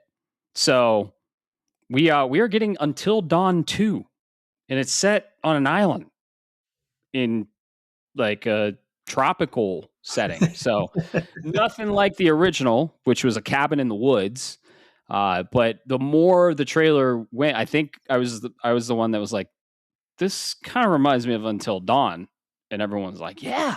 And then the fucking title comes up. So Until Dawn 2, the slasher movie turned game series is back. Full-on sequel launches in 2027. We got a year only. New setting and characters, the same interactive film content. Did you guys play Until Dawn? A little bit. You did play it? Did you play it on PS? Where did you play it? Do you remember? I played it on PS4 back in the day for a little bit. Short answer, and I can get to this because I know you've got much more experience with this, Caleb, is I like these style of games when they were Heavy Rain. Yep. 20 years ago, they were awesome. They really clicked with me. I'm not trying to discredit, because like Detroit Become Human and everything else are great games, but man, I have a hard time keeping going. So it cool. I wish them success. Yeah. They're not for everybody. That's with Until Dawn. I did actually play just a little bit of Until Dawn, but not here as at friends. I think the best way to play Until Dawn is with a group of people where everybody picks a person, Party game. and you get to make the decision. That I actually think works really well. Maybe that's a me thing because I'm not a huge fan of slasher stuff in general. I just don't find it that interesting. But when you're sitting with 6 people and you're just like, oh no, like so and so just died because they're bad decision, like that's way more fun for me. But like you said, Bob, I'm kind of with you on. I very much enjoyed Heavy Rain. Well, enjoyed is a strong word. I appreciated Heavy Rain. I appreciated Detroit Become Human. I appreciate those. Was it Beyond Two Souls? Is that what the one was called? I appreciate all those, and I really like them trying to make an interactive movie that isn't just a fucking slog. Unfortunately, to be accessible to more people, you kind of have to make some of it a fucking slog. There's not really a good way to do it. With one exception, we all played it recently. I would consider it to be one of the best iterations of a playable movie. But I'm really happy for the Until Dawn fans. I think Until Dawn looks like it's going to be more of the great. If you liked Until Dawn 1, you're going to love Until Dawn 2. They've learned how to make it beautiful. They've learned how to do the storytelling. They've learned how the interactions happen. So I'm not going to be picking it up unless I have a big old party with some friends that want to play it. I'm not going to buy it new at like full price. It's nothing against it. It's just not my jam. So, but good on you if you're a fan of this stuff, I think. Yeah. What about you? Yeah, same here. Okay. Same here. Yeah. Not my jam. Not my style of game. I've played a couple Telltale games in this style, Tales from the Borderlands and Wolf Among Us. I enjoyed them. Definitely not my style. I like a little more control, like actual like sticks on the sticks and really controlling your character, other than like choosing different paths, kind of like a choose your own adventure, watch the game instead of play it. Just not my style. I am intrigued, not on my list. I'm definitely not getting it. I think, like you said, I think these are incredible party games. The one I would play, the one I would dive into this style, I do want to play Detroit Become Human. I think it's the story is right up my alley with like the AI stuff. But like you said, it's a little heavier. I would want to do like a party style, like, oh, what should I choose? I wouldn't want to play it alone. I think these are like really good party games, like you said. But it is weird. If I may, Matt, Detroit Become Human. I did not want to play it with other people. But just, that's going to be that's my point. Detroit Become Human. Don't make it a party game. How do I put this? I know it gets deep. It gets very politically deep in messaging, and it slaps you across the head. So excellent. It's a party. That's the kind of game I'm going to troll you 100% if we're doing it as a party. And I feel like, I mean, there is a place for that absolutely would be fun. But as a person who, I didn't really know what to expect with Detroit Become Human, but for some reason I thought I really need to play this. I just need to play this, and I don't even know why.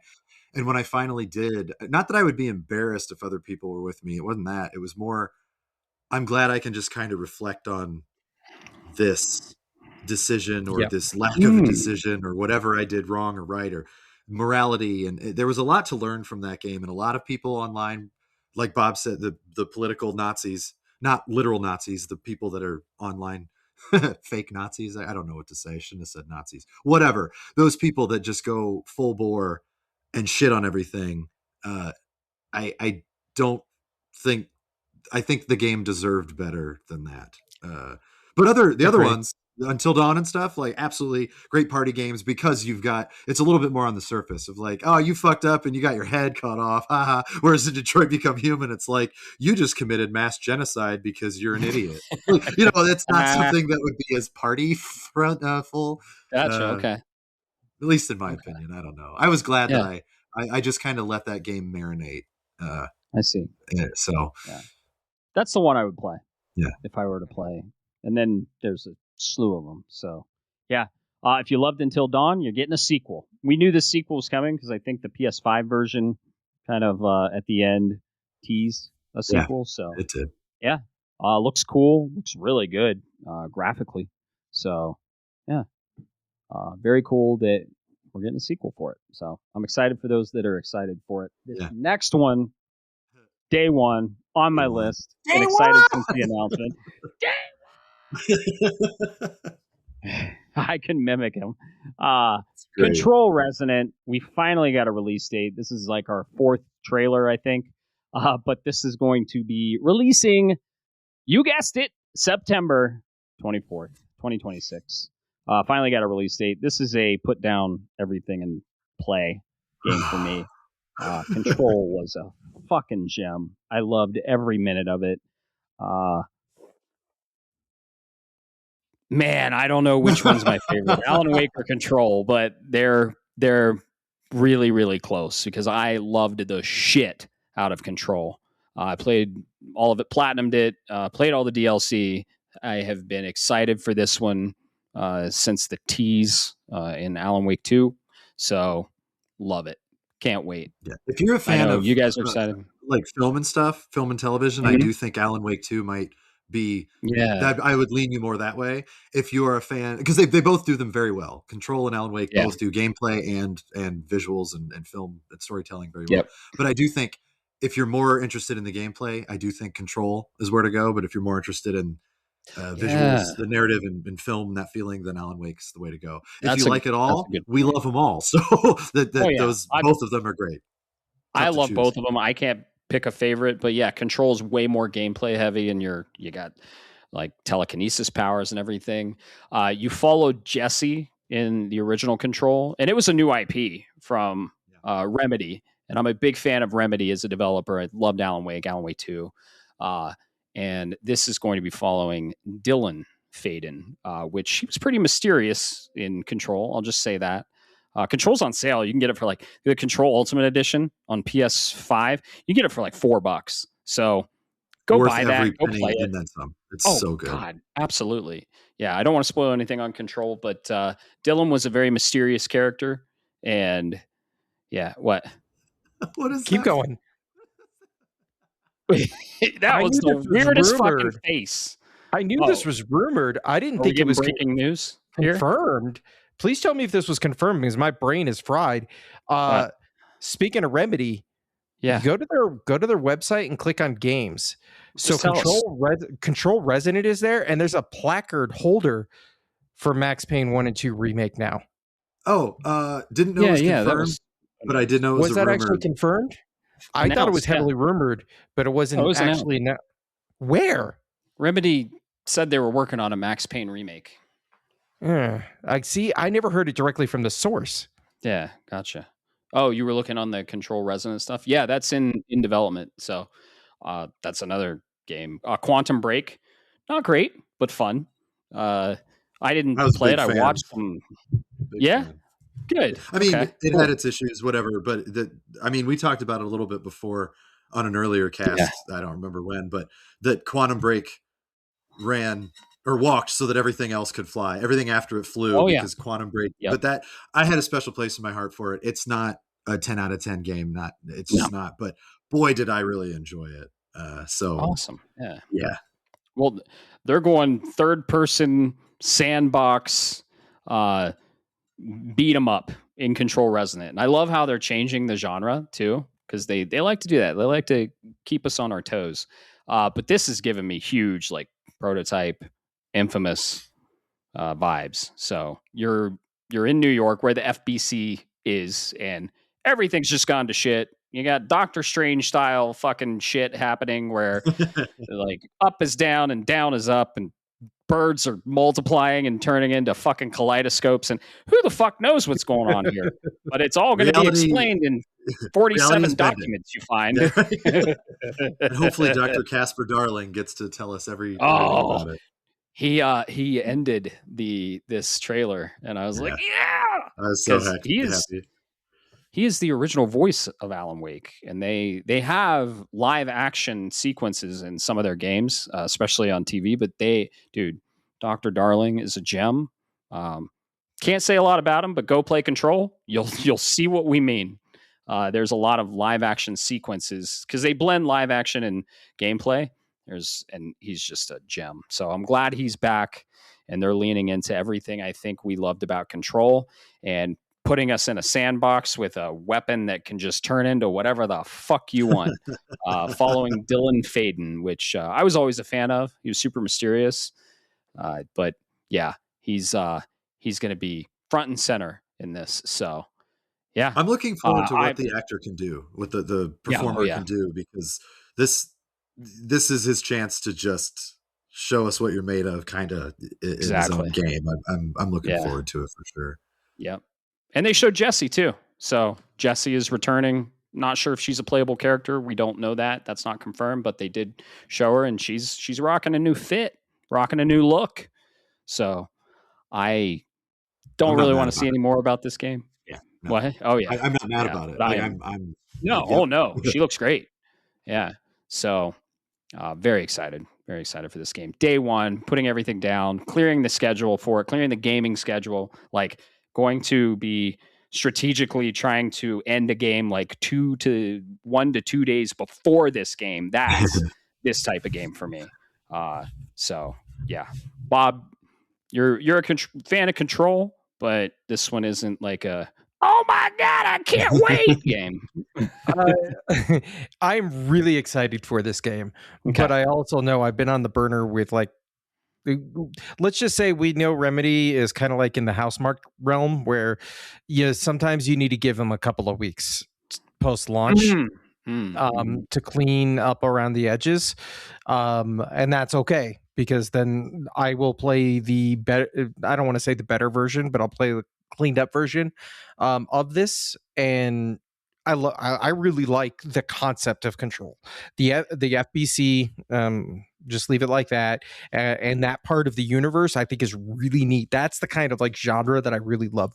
Almost more than sci-fi. I love that pseudo science fiction, quantum break realm, paranormal style, like Warehouse 13, if you know what I'm referring to, kind of stuff, like Twilight Zone shit. Yeah. I love that. But I gotta let Remedy cook a little bit around the edges, and Onimusha's right there, and Capcom is just hitting back to back to back to back. I can't miss that one. So definitely look forward to it. But dude, Remedy rocks. They fucking nail it. They eventually stumble sometimes, but they eventually recover and nail it. Short of FPC Firebreak. Dude, I smelled the stink on that a mile away. I was like, guys, what are you doing?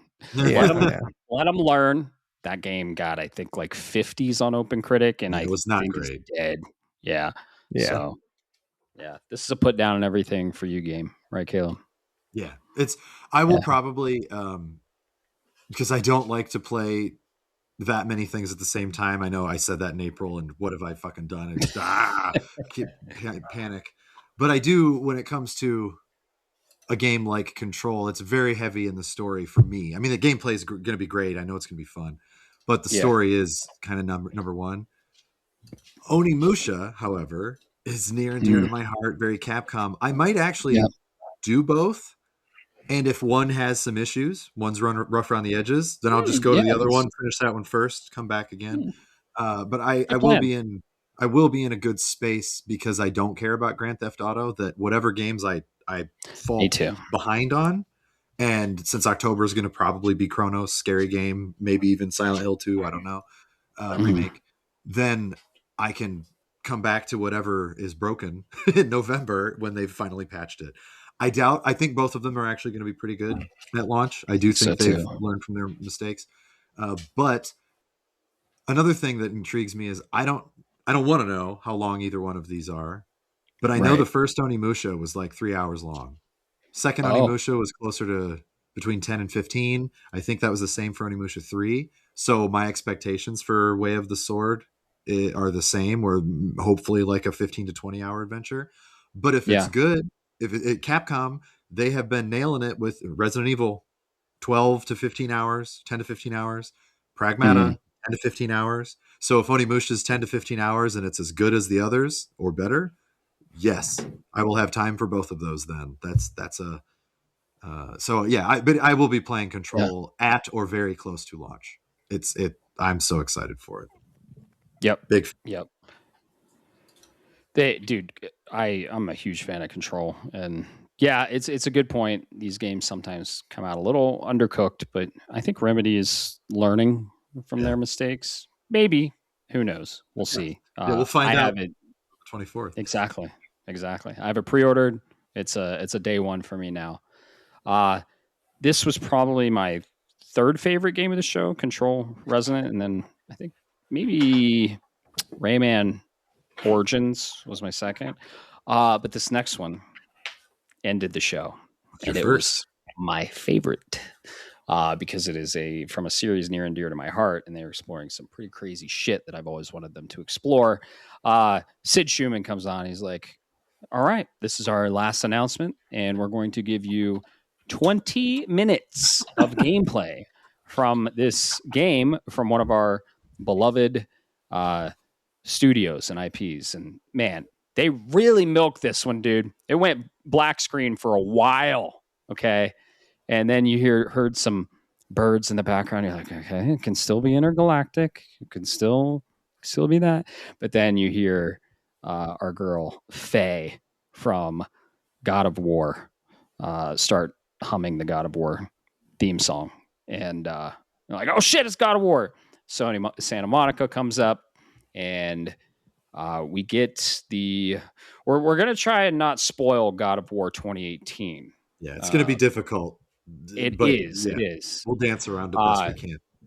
Yes, but they start, 10 minutes in God of War 2018, your wife, Faye, has died, and you're cremating her, and the whole game is based on you spreading her ashes on top of the highest realm in Midgard, or the highest realm, or Jotunheim. The highest realm in all of the realms of the Norse mythology. So, and this was kind of rumored that we were getting a Fae inspired, Fae centric God of War game, but then it goes into like her going up into the clouds and basically just like dying, right? Because she's getting burned alive. Or not alive. She's getting burned. Kratos is burning her alive. Yeah. Boy, be quiet. Your she's mom getting is cremated. Right. Her spirit, or this is like new content. We're like, oh shit, it is following Faye. She wakes up in this area, and man, the graphics are gorgeous. And we get a shot of Deborah Ann Woll. She is playing Faye. The goat. Yeah. She did. I mean, I don't consider this a spoiler for flashbacks and stuff. In the second, in God of War Ragnarok, Deborah Ann Woll was actually playing this character, this role before. So it was very nice that she got to reprise it and actually carry through, carry it out. That's exciting for those of us fans of Deborah. She's awesome. I very much like her. She's great. And as a fan of God of War, it's really intriguing. Like, she kind of orchestrated a lot of the journey of Kratos and Atreus. And she's an integral character in the story arc for many reasons, which you should go find out when you play God of War 2018. And in Norse mythology. She has a big role and in Norse mythology. So, yeah. Exactly. So, she dies and wakes up in this place, starts going through this corridor. We see gameplay. I mean, it's top tier, fucking gorgeous, photorealistic. Wow. Like the hair physics, everything. And then she's a badass, like spinning around, fighting everything. We see the combat and everything. And eventually she gets caught, and we start seeing some gods and goddesses. And I nailed the first goddess, Sekhmet, because I was like, oh, that's a serpent goddess, and she's super Egyptian. And it's a God of War. Her helmet thing, Sekhmet. or whatever it was. I was like, oh fuck. What? Right. That's exactly what I said when she came on screen. Yeah. But we also see Betsy, which is a Mongolian god of war. And we're starting to see a lot of like these different mythologies. And God of War doesn't just explore Greek and Norse, they are exploring others. Let's just say that. And we see that here. So then she gets caught. She gets thrown in a cage.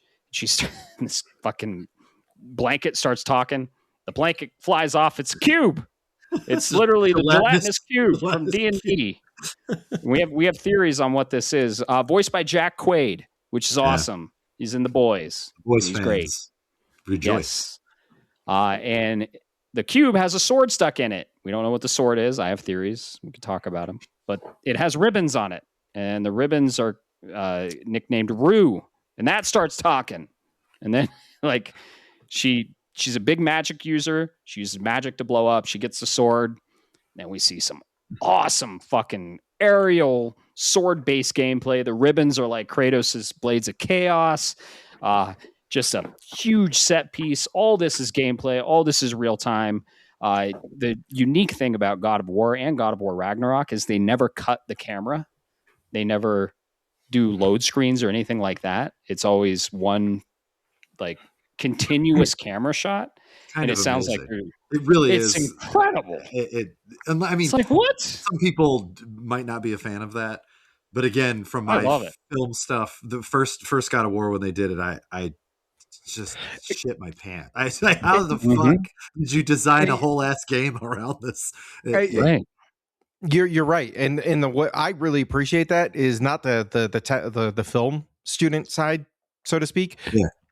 Excuse me, but from the technical aspect, because if you understand how they do it from a technical aspect, it's really fucking genius. It's like the way they projected 3D in Doom without actually being 3D back in the day. Yeah. It's so cool. It's just so, and it's one of those things that if you notice it, you really appreciate it. If you don't notice it, you don't even know, but you appreciate it. You might not know why you appreciate it. You just do. And then You're like, when you think about it, somebody points it out to you, you're like, oh my God, no way. And then you really pay attention. You're like, holy fuck. Yeah. Right. The camera never cuts. That's crazy. The choreography, you're talking about her aerial flips and all that stuff. The choreography for Faye in this gameplay we got the animations. To see. Yeah. I was just imagining Deborah. Was this your game for the show as well? I want it to be. Yeah. But it's one of those. I was actually very surprised that they decided to show as much gameplay as they did and then not give us even a release window. I thought, boy, this is further along than I would have ever guessed based on what we're seeing. I thought we'd get a year at least. Yeah, I actually thought, I was like, oh my God, are they going to do it? Are they going to go November and say, fuck you, Grand Theft Auto? We don't know. I didn't know. It probably was game of the show, but that's not fair because I kind of knew everything else. Like Wolverine, I knew was coming.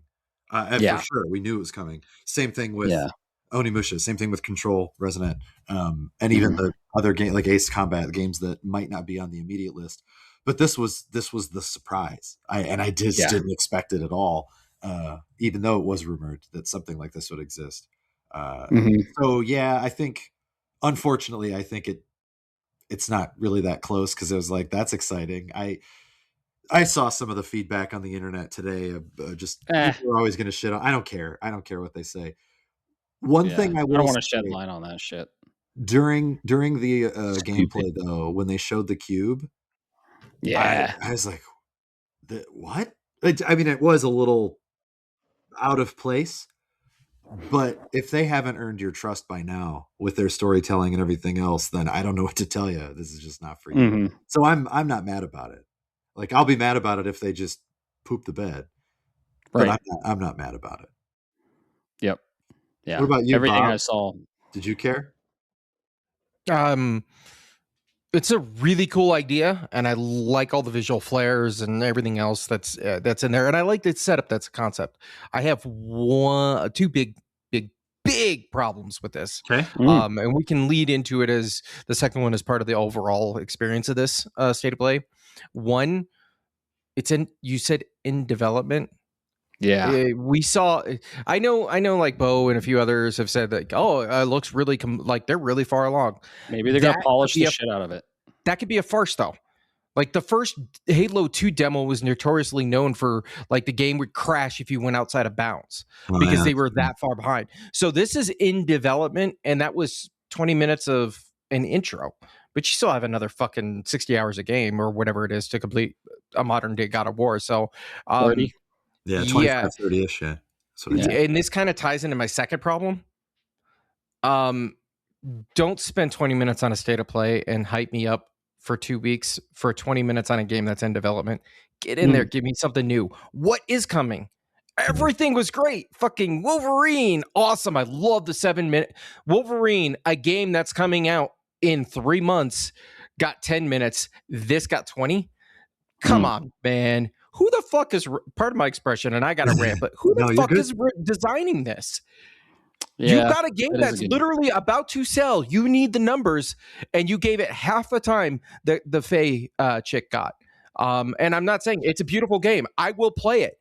I love everything I saw, but I didn't need to see 20 minutes of this to see in development. I needed to see 20 minutes of this to go, by the way, it's coming November 19th. Fuck you, Grant. Maybe that's kind of what I was hoping. That part right there was, if you're going to show me this, we're further along. And then the in development part, I do agree. I was like, man, but you're right in that the Halo 2 demo is a perfect example of maybe they just aren't ready. But then my argument would be, why'd you show me all this stuff now and come out 2 years later? Like, I don't know. But I still was excited about what I saw. I really was. I love the gelatinous cube. I saw that and was immediately went to my D&D lands, and I was like, yes. Yeah. His name is Frank. Phranque. Yeah. I love that. I love that spelling. Yeah. So we got the title. It is God of War Laufey. And if you want to spoil God of War 2018, look up what that means. And we're not going to say that's her. Yeah, that's Faye Laufey. So yeah, don't. If you go play God of War 2018, please. Yeah. And Ragnarok, both incredible games. This was my game of the show. They did spend 20 minutes on a game in development. They could have squeezed 3 more games in there. Interesting. It could have just got its own state of play, and then they could have deep dived into it. There's some vidocs on it if you want to know more about the game. She is in the Everywin, which is a space between worlds where gods go when they die. Gods and goddesses go when they die. So that's exciting as a God of War fan. Yeah, it's cool. God of War, cool idea, you kill gods. So are the gods that you kill coming back? Because there's some important ones. Go play God of War. And go play God of War 1, 2, 3, Chains of Olympus, Ghosts of Sparta, 2018, and Ragnarok. And Ascension. Don't forget that one. I actually didn't like Ascension that much. Of all of them, I think that was my lowest. It's fine, but my lowest was Chains. Yeah, Ghost was good, but I did like Ghost. I did like Ghost. Yeah, Ghost of Sparta is great. But yeah, as a big God of War fan, like you said, the fact that I might be running into some of my old angry people, you married the God of War. Okay, the God of War is in God of War. Spoiler. But just think about if you're Faye and you come across any of the Greek gods, they're going to be like, wait a minute, you married that motherfucker, that angry motherfucker. Like, what are you doing? Yep. Like, I can't wait to see what those interactions are if we get them. And can I, after the cast, I really want to bake your noodle for a moment. I don't want to say it, even though it's not the biggest deal and we don't really know. Yeah. My very first thought, as soon as this gameplay trailer started, I was like, oh my God, I think I know the answer to a question. But we could talk about that afterwards. I don't want to ruin that. Let's talk about that. Fans, I'm sure we'll have a spoiler cast on this. This is a Sony PlayStation tentpole game. It's a full-fledged game, not like a in between like Miles Morales or like a spinoff or anything. It is a next God of War sequel. So God of War Laufey in development. No date. No year. If I were to guess, fall of next year. Yeah, I would guess next October, November of next year. That'd be my guess. Yep, it'll be our tentpole game, and then Intergalactic will be our 2028. So, Which that's another problem I have. The Intergalactic showed up. The same thing that Bob was talking about. Like, what the fuck? yeah, Don't do right. that because I'm That's going what to I thought not it was going to care. be. Yeah, so Yeah, did I. that's what I thought it was going to But be. the first So, note, the very first note, I knew it was God of War. As soon as I heard the yeah. Oh music, I yeah. went, no way. Yeah. And then Santa Monica Yep. came up. I was like, oh Oh my, yeah. what are you doing? Mm-hmm. Can we talk for a Yeah. second about that title screen? Like she Please. the spirit floats away and then lands in the everyone, and she's just Yeah. laying there with her eyes closed, and then She's like, start game. No, but the start game pops up, yeah, that's and then that's she wakes awesome. up. That was it was neat. I really They thought did the that was same thing in 2018 when he's in the woods with the axe. yeah, I super love cool. when they do that. Super Yeah. cool. And it kind of leads into the no cutting or the continuous camera shot because you're like, oh shit, it's like the title screen. It's Yeah, interactive. Cool. so neat. Yeah, love Yeah. Sony Santa Monica. Keep cooking. They're working on the God of War trilogy, the original trilogy, the Greek The trilogy, remake of the remake. originals, yeah. God of War 3 is my favorite. Ragnarok is close second, I'd say. But yeah, I'm very excited for this. It was an interesting placement in the state of play. I do agree, Bob, and I do think they spent a lot more time when they could have given us like 3 more banger titles. But I'm glad nonetheless it was there. Yeah. It was my game of the show. Overall thoughts of this state of play. Who wants to go first? Bob, I'll you go first. Bob, you go first. All right, sure. I this is gonna sound negative, and I'm not gonna. I'm trying. Why'd you hate this state of play, Bob? This state of play was an A. If I was a teacher grading the paper or project of the students, you have an A. And then you got to the end of the project and you forgot you were supposed to do the end of the project. So you fucking threw something together at the last minute, hoping that it was enough to fake me out.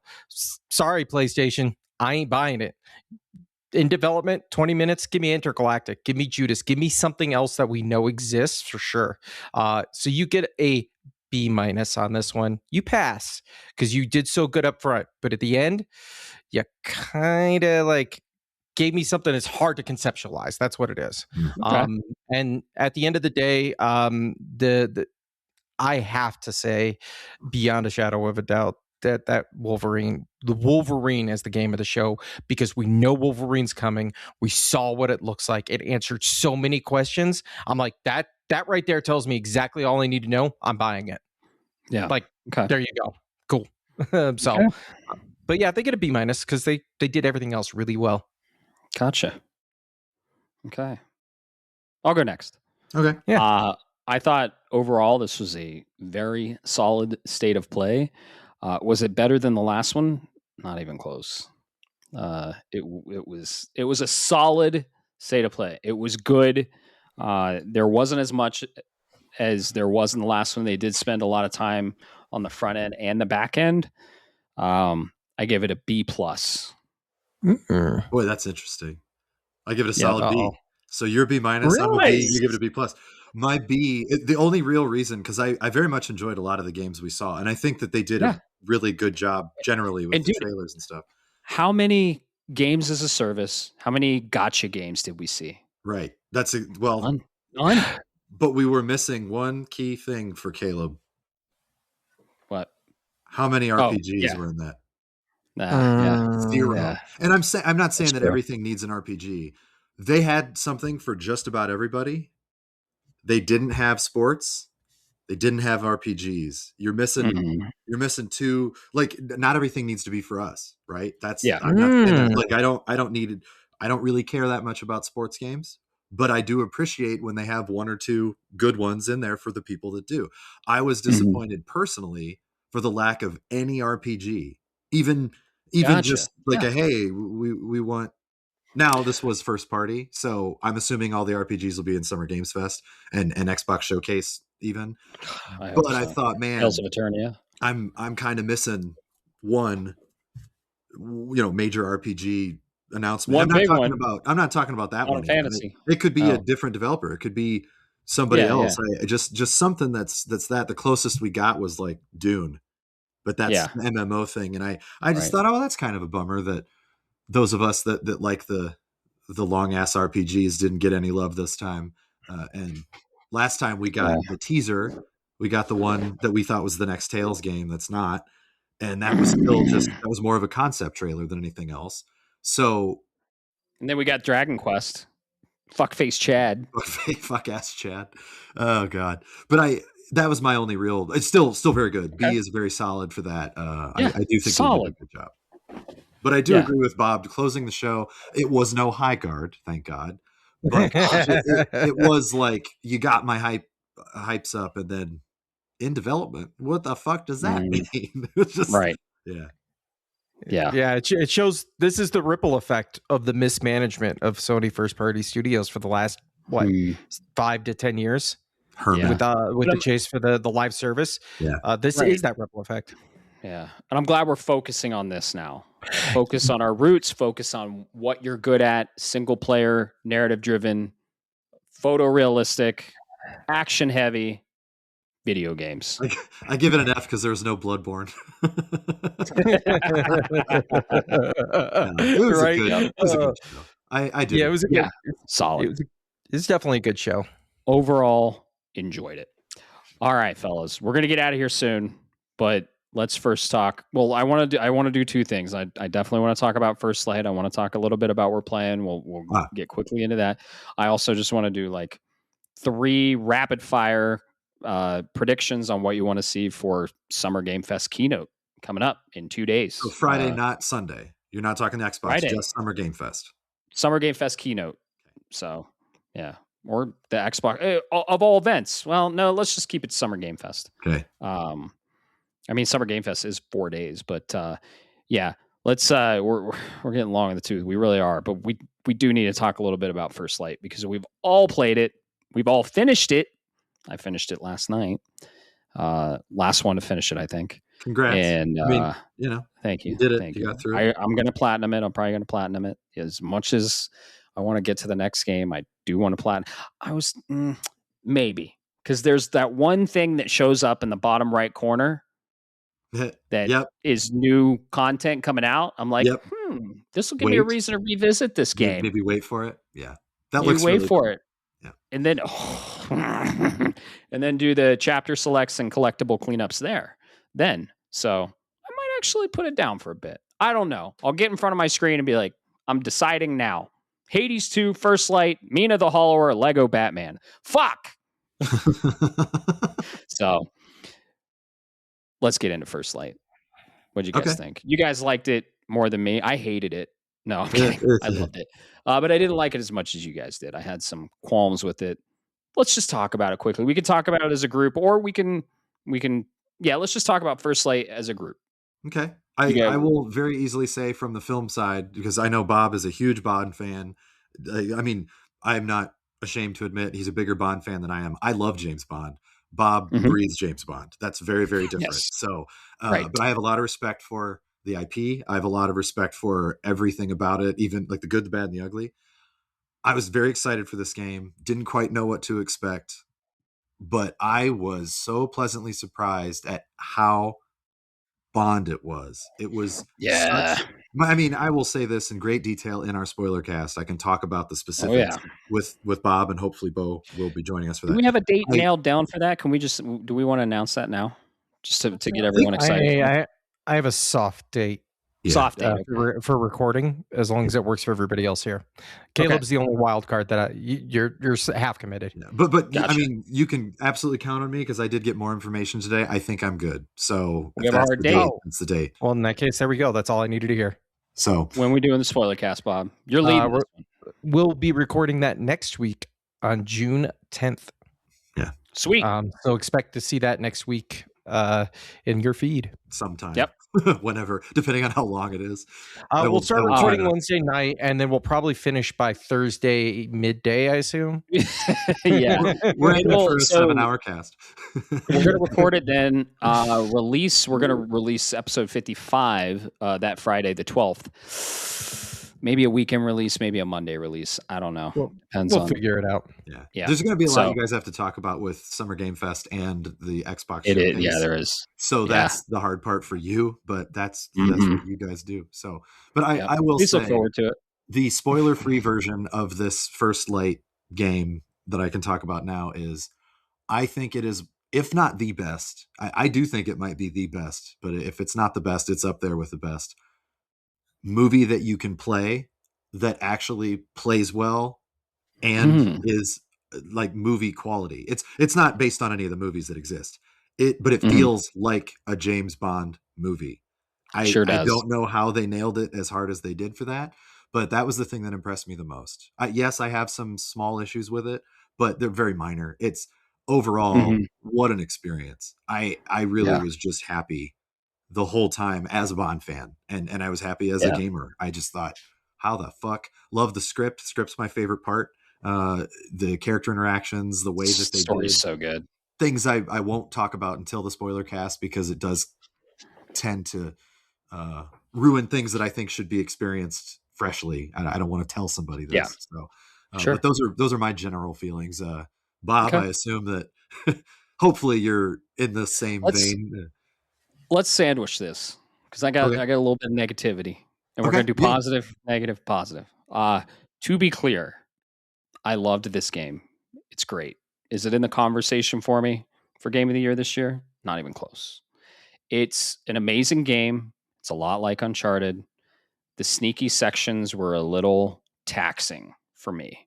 Uh, the back half of the game is a lot better than the front half. All of it is great, but I almost put this game down due to some frustration with the sneaky sections, due to some pacing issues, due to my skill. Honestly, I wasn't very good at this game because I wasn't utilizing all the combat mechanics available. Cast in Hades too. Uh, fucking I just sometimes that happens. It's an incredible Bond. It's the best Bond game easily. Uh, that's not really a high. I mean, GoldenEye is pretty awesome, Yeah. but this game was dripped Uncharted. I would disagree with you, Caleb. I think the best movie, like movie style video game, Uncharted 4 is my favorite. It's a very movie esque game. That Yeah. No, I kind mean, of there plays are a like a lot movie. like that, but Yeah, this, I mean, we can talk a little bit more in detail during the sure, spoiler cast because sure. I'd have to go Yeah, into film yeah, stuff. Like right. things like, okay, the spoiler free versions, like Star Wars has special types of fades. When you watch a Star Mhm, Wars movie, you expect to have a fade, right? A type of mhm. fade, the screen wipe and the stuff like that. Um, Uncharted is very cinematic. Mass Effect is very Right. cinematic. God of War is very cinematic in their own way. But the Bond game was like that type of film. It's Yeah, so hard to explain because of the styles of cuts and the way that they gotcha. interject things. But I'm not disagreeing with you because obviously Uncharted 4 is awesome. Uh, Yeah, but Uncharted 4 was a game first, and it's sort of like yeah, borrowed from Indiana Jones to take a the Bond world that is known for its movies. That's it. yeah, And then yeah, Goldeneye, but they're usually Goldeneye was based on the movie, right? The Goldeneye yeah. movie existed first. Right. This was sort of like, okay, what are you going to do? And they gave me a Bond movie that I was never in They nailed theaters. it. I could just play it. That's like They nailed it. so strange uh, to me. But I do see what you're saying as far as the Yeah. cinematic experience Sneaky, and it's visual the sneaky Uncharted. parts were a little too slow for me. Like I said, I wasn't utilizing as much of the combat mechanics as I should. But overall, especially the back half of this game, especially some specific areas, every area is gorgeous, but some kind of stood out to me, and Sure, they're in the later back half.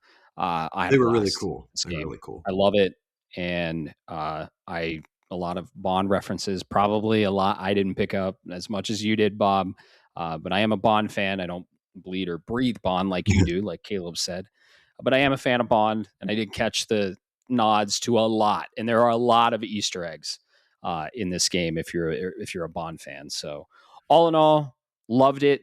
Rolled credits last night, and yeah, just had some minor issues with Yeah, the slow, sneaky parts, and it's I think it's pretty Hitman esque. I mean, it kind of borrows from Hitman, but and I don't play Hitman games for that reason because it's kind of a little too slow for me, I guess. But all in all, I quite enjoyed myself, and I had a blast with it. So good. it it exceeded my expectations for sure. I was excited for it and it exceeded my expectations, especially the set pieces, man.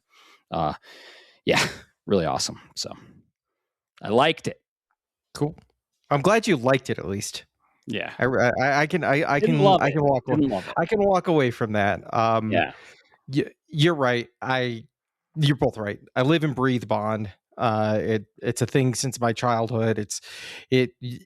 Bond leads into Metal Gear Solid, which leads into Bob joining the army. All right, like that's how this whole fucking thing starts. All right, How important it is for you? Yeah. Yeah, that's how important this is. Awesome. I think so. There's some roughness or there's a couple of technical things I was like, in regards to like, you could have polished that a little bit better and I would have been okay with it. But it's not the end of the world. Yeah. And I will say, I think from the way the game flows, if what you're referring to, Matt, and I disagree, because if what you're referring to on the back end, if the back end had kept that pace and style, and we'll get into it in the spoiler cast, in the front end as well, I would have gotten bored with the game. This game, it is a roller coaster that ramps up, and it does it, and it goes there. So when you're going up and it's slow and slow, and then it kind of speeds up, that's the way it worked. And Caleb is right. If you watch a Bond movie, so Star Wars, the cuts. What else do you need in a Star Wars game? You need the scrolling text at the beginning. Like, there's certain things that are required, and you go, that's a Star Wars movie. There are certain things in a Bond movie that are there, and you go, there it is. That cut, that sequence, that whatever it is, that makes sense. It's part of the flow. And they did that in a video game from literal press start to the roll of credits. And I can't believe they fucking did it that I don't know good. how. I really don't know how they kept it up. I just, that blew my mind. The whole time I was like, what, where did you guys learn to do this? And also let me play it, not just watching it. That's the thing. When you're a part of it, Right. what? And I can't wait to rip that part open in the spoiler cast. I think that'll be my biggest contribution. And then after that, Bob and Bo can take the rest of it, because they know Bond more than I would, better than I would. But oh man, just so cool. Yeah, there's a lot of good stuff in there, and you said they're deep cuts. I don't think there was a single movie that was not represented. And for the record, there's 27 Bond films. Like, so it's a lot. Yeah, I loved it. I haven't decided yet, but this is in that stratosphere for the conversation for me. Gotcha. I do think it deserves, at least right now, I think it deserves some type of recognition. I don't know where I would put it though.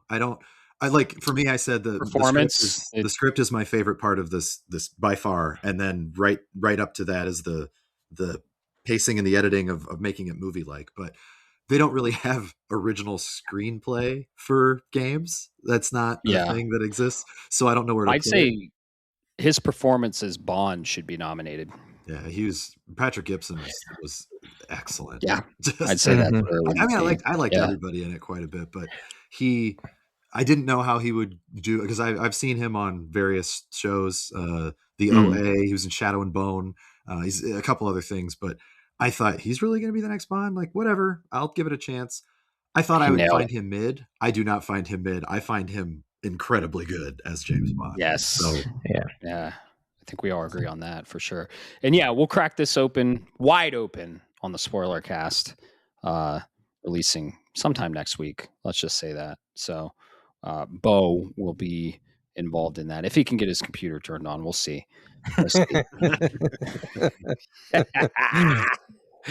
Oh, shit. All right, fellas. Anything else? Yeah, anything else quickly you want to talk about your plan? Rapid fire. What did I finish before First Light? I don't even remember. I mean, I've still been playing Diablo 4. John Desert. With my friend, my buddy who's big into Diablo. We've been playing. I am still playing the Dissidia game because I hate myself. I am having fun with it, but I mean, it doesn't take up that much time. And then I was going to start either Hades 2 or Saros, but with the Summer Game Fest, and I was like, you know what? I'm gonna focus all on that stuff. Get real hyped because this is my favorite 2 weeks of the year. It always is. Same here. So between Summer Game Fest, all the other shows, Xbox Showcase, the State of Play we just saw, the Apple World WWDC conference on Monday, and then if Nintendo decides to grace us with something, I don't know. We will get a direct next week sometime. Yeah, Nate the Hate said it's Tuesday. Oh well, okay. So he didn't say Tuesday. He said it's next week because he got his PP slap because of Star Fox. Yeah. Okay. So he just mentioned next week, but so he's being vague on purpose. But everybody kind of concluded the 9th. Like if you look at patterns. So yeah, I want to get my PP slapped. We're doing that. I'm doing all that, and then once I have that sort of denouement, so to speak, then I'm gonna. Because also I'm busy with like doctor's appointments and shit. So I love to just live and breathe this and maybe catch up on a few shows while I have an hour here and there off between the other things. Mm-hmm. And then I'm going to start. I don't know which one I'm going to do yet, though. I can't decide. Man. Probably Saros first. Yes. Probably. That's what I would recommend. I did the same. I was in the same boat as you. I'm excited for all Saros as the appetizer. Yeah. Hades 2 is the main course. Yeah. That's probably what I'm leaning towards. Excellent. Yeah. Excellent. So that's all I'm really playing right now. I don't think I have anything else in between that I've done, but what about you guys? I started First Light shortly after the last podcast and recently finished. That's really all I've been playing. So I saw it through, finished it. So yeah. And we're going to have a whole ass spoiler cast on it. Nice. I've been playing some Pikmin 3 Deluxe with my son. Cool. Nice. He's like, Dad, can we play Pikmin 3 co-op? Because it's one of the few that have the co-op and it's actually well done. I'm like, yeah. If you haven't played it, go check this out. It's very cozy. Nice. Lemmings meets cozy puzzle game. So it's all about gathering fruit and defeating monsters with the Pikmin and solving puzzles because you need the fruit to bring back to your ship because you're like where you came from, the planet you came from, quoting or might be even close to quoting here, due to poor lack of planning and foresight, caused their home planet to run out of food. Okay. And nice. That's on Switch it's really 1. It's on Switch 1. We're playing it on Switch 2. There's not a Switch 2 version I'm aware of. Or no, we are playing on Switch 1. I don't think there is a Switch 2 version, so it doesn't matter. But it's really cute. It's got a lot of cool art style. You like your chibi sound effects. It's chock full of it. Cool. Right. And then the other one, I think you're going to be interested in, Caleb. It's the last one. I just want to mention it real quick because you stole it from me in the draft when you picked it up as a bid. I go in ahead and grabbed the demo for The Eternal Life of Goldman. Okay. What do you think of it? So I got through most of it. I got through most of it. They said it's about 90 minutes. I did a little over an hour. Not because I didn't enjoy it, but because I'm like, I know what I'm already getting into. That's what a demo does. Yeah. This is a 2D action platformer that looks like it might want to be a Metroidvania, but I didn't get enough off of it to be able to like say yes definitively. What you can do. Like in terms of map, some of those little things that you go, that's a Metroidvania. Those things weren't there. So we'll see in due time. But at the end of the day, the story seems like they don't tell you a lot. They give you contextual conversations, but they don't just tell you. It seems like this is a story of an old man that's saving this group of islands or this island community from something that's going on. But the story is being told from an old lady, like a grandma, to her grandchild via a la Princess Bride. So it's narrated. Okay. So it's narrated in that regard. Very cool. Overall, I'm really impressed with the gameplay. There's some wonkiness with the jumps when you're jumping, where you can see on a normal jump, your animation would normally I'd be like anticipation and prediction. Yeah. My jump's going to land X, Y, Z. But because there's a platform that's just a little bit beyond it, magically I can get the extra distance. So I think that's a little wonky. Okay. Combat itself is very minimal. This is pretty much DuckTales. The only way I kill things is that's all I needed to. You take your cane and you can just bounce, and that's what you do with your cane. You can hook onto things with it. There are customizations to the cane that will give you different abilities for the 3 different parts: the shaft, giggity, the handle, and the tip, giggity. But you can switch them on the fly. Okay. And I think the real charm here is that hand-drawn art style Cool. that if you remember from the trailer. Yeah. I think you really like this. This is going to be, if I were to take a guess based on what I've played, this is going to be probably an 81 to 83 game on OpenCritic at the end of the day. Yeah, it's going to be a low 80s game. Graphic style was one of the big draws for me for that game. Mm-hmm. Looked really cool. Sure. And just the gore and everything. I was very intrigued with this game. I think I want to check out the demo too. Yeah, there's some grossness in there and that goreness. You're like, what the heck is happening? Exactly. It doesn't tell you a lot, but that could be the demo. So we'll see when the full release hits. Okay, cool. Rapid fire Summer Game Fest. Crazy predictions. Let's go crazy first. Just predictions rapid fire. Or things that I just actually do want to see.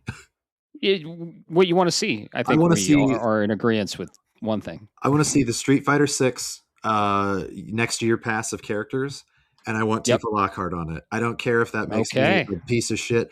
I think that would be. I mean, crossovers tend to piss people off. If you if Street Fighter fans are like, oh, why the fuck is this girl in this game? Who cares?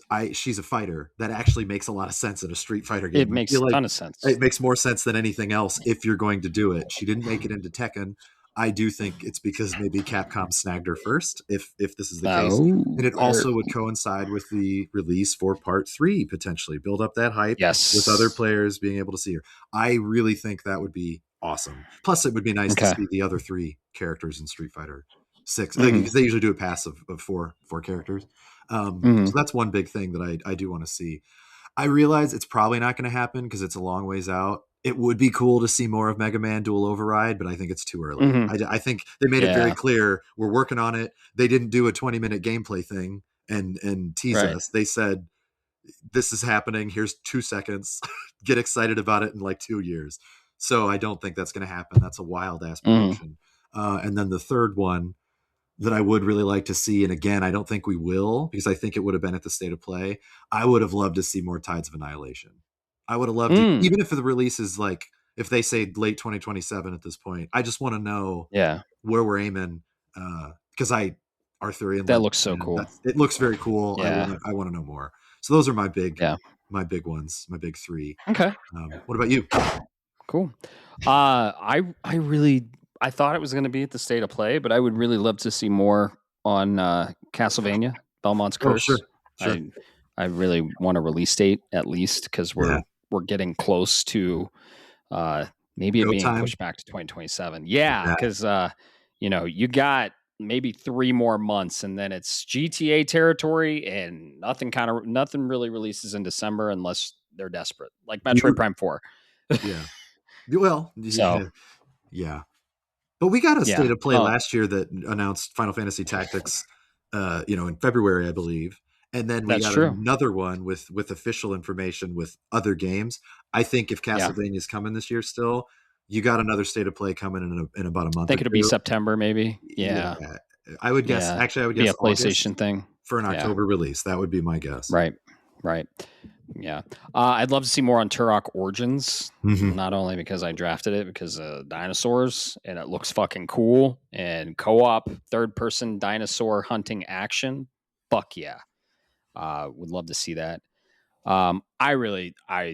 This is kind of a hope. I really want to see more on Darksiders 4. Oh yes, I think it's time. I would love that too. I think it's time. Yeah, to maybe get like gameplay, released year 2027. Show us some more Darksiders 4. And lastly, I know this is, but Well, it was yeah. at Yeah. it was at Summer Game Fest 2023. They ended with Final Fantasy VII Rebirth, and then released it April of the next year. So I honestly think there's a good chance we see Sure. Final Fantasy VII Part 3 end this show with a 2027 release year, and we Release get window. trailer, we get gameplay, and then we get the title. And I really do think it's going to be Reborn, Final Fantasy VII Oh, Reborn. it's Return. You've been wrong this whole time. It's Final It's Fantasy Return. VII Okay. Return. All I don't know right. what the fuck you're smoking. All right. When All it comes right, out we'll as see if Reborn, he's going to Sephiroth- send me a million texts. But no, I do Yeah. think Return Now- is my actual. I've been thinking that for Okay. like a year now. Yeah, gotcha. But whichever Okay. one. The only reason I didn't include that on my wish list is because that's always on my wish list. That doesn't ever Right, go away. Right. But And just give me I do agree. give me the high wind. Give It me the should high have. wind taking off. Give me high wind takes to the skies. I'm gonna cry. A grown man is gonna cry. I'm gonna sob because my God, Yeah. that game is near and I dear to did my leave heart. out one of my other wishes, and this is What? just you reminded me. I think actually at the Xbox showcase, it would be Mm-hmm. nice to see the Final Fantasy 13 trilogy if they were going to do a remaster of the Yeah. trilogy. And not that I don't want to see it at Summer Game Fest, but I think Microsoft is much better at picking the things that people want to see. Yeah. Oh, yeah. and- They have amazing showcases. and I'm excited Microsoft for that one. specifically, they were the ones that didn't have Final Fantasy for the longest time. We now Right. have Remake on there, Rebirth. It would be Rebirth, cool yeah. if they were June like 3rd. Final today. Fantasy 13 trilogies. Yeah, exactly. But they'd be cool if they were like, this is, you guys got to see 7 Part 3 Summer Game Fest. Now we're Yeah. going to tell you this is coming out in like August, or I mean, I don't know, but it would be cool Right. if that was the fall release from Square Enix. Oh, I I think would love to that see would that be a really remaster. good choice for What's up them. next? And Yeah. but who Okay. who knows that? But Yeah. 13 trilogy again, I would love for them to just say and really just release Yep. it. It's the only one that's not available on current consoles. Exactly. The only It's one stuck on the that- PS3. Yeah, so Yeah. it's time, guys. Let's do it. It is. It's time. How about you, Bob? I don't know, man. Let's see some Doom, the Dark Ages DLC. Oh Yeah. yeah, Okay. Good shit. I'd like to see that because we had something several weeks ago, but it really wasn't much. It was Right. just like, here's concept art from the DLC. So you're cooking something. Show us. Mhm. it'll be on Um, Sunday. I have a feeling yeah. it'll be on Sunday. Oh yeah. Yeah. I'd like to see, it's a snowball's chance in hell, but I want to see Ken Levine come out there and show Judas. Yep. Fuck. Yeah. Yeah, What are you It's time. doing? It's fucking time, it is. Ken. It is time. And then lastly, I want to see, and this will probably be at the Xbox showcase, not just because I drafted it, but because I've been interested in it since I first saw it last year at the Xbox showcase. And I want to see Clockwork Revolution. Yeah, that Yeah. would be nice. It would be nice to get an update on that for sure. Yeah. Even 'cause that if it looked- is like next year, or they could say it comes out in July. I just want to know about it. I don't really care. Right. Tell me more. Yeah, it's BioShock meets Outer Worlds. I'm like, Mhm. please sign me the fuck up. I'm in on the BioShock side, not necessarily on the Outer Worlds side. It looks cool. I'm intrigued. Show me more. It would be So, nice to see yeah. some Halo, get a Halo release date in July. That would be sweet. Yes. But- yes. Yeah. I mean, again, that's Halo kinda campaign involved. kind of like Final Fantasy. Where it's like I always hope for the big ones like that. Like Right. I'd shit my pants if we saw an Uncharted 5. That's not going to happen because that was Ooh. that was yesterday's opportunity. But Right. that's I don't know. They have had first party stuff here. We got Last of Us Part 1 announced. So true. Intergalactic was at TGA. Maybe Geoff was like, Sony, Game Awards. I pissed everybody off with High Guard. Can you give me Yeah. something awesome? Right. And then he said the same thing to Microsoft. Like maybe they'll each give him a really good trailer to make I it don't know, pop. but- I don't know. Summer Game Fest has been pretty solid the Yeah. last couple years. So I'm excited and I think it's going to be a good show.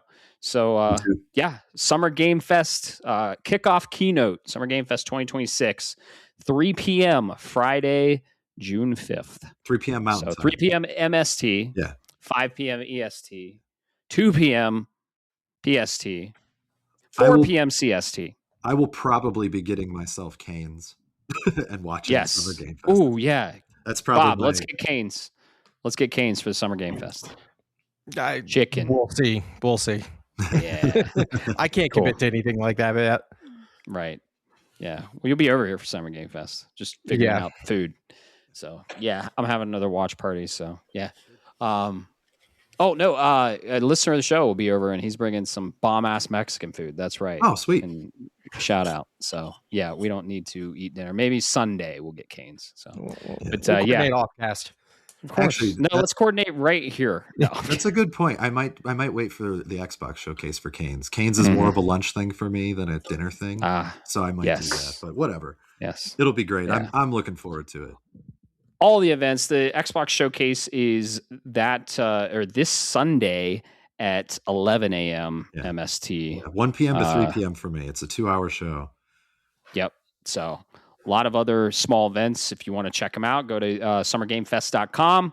It's that time of year again, and we'll be here to cover all of the announcements. So let us know what you're excited for on Summer Game Fest, on the Xbox Showcase, on the keynote.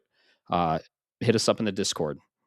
Tell us what you'd like to see in these events. But other than that, we're going to get the hell out of here. It's been a long one. Thank you so much, Caleb. We appreciate you. Of course. Always. Thanks for having me. Yeah, of course. So, yeah, keep the conversation going. Keep talking about those games. Keep talking about the events. Let's just celebrate video games. It's the time to celebrate video games and the ultimate immersive art form out there. So, shout out to Geoff Keighley. He's the man when it comes to celebrating video games. No more high guard bullshit. Let's just cut Everybody that out. Gets so, one. Everybody gets exactly. one. Everybody gets one. So, yeah, thank you so much for listening, and have a great evening, afternoon, morning, whatever the hell time it is. Have a good one. Later. Beans. Fuck them.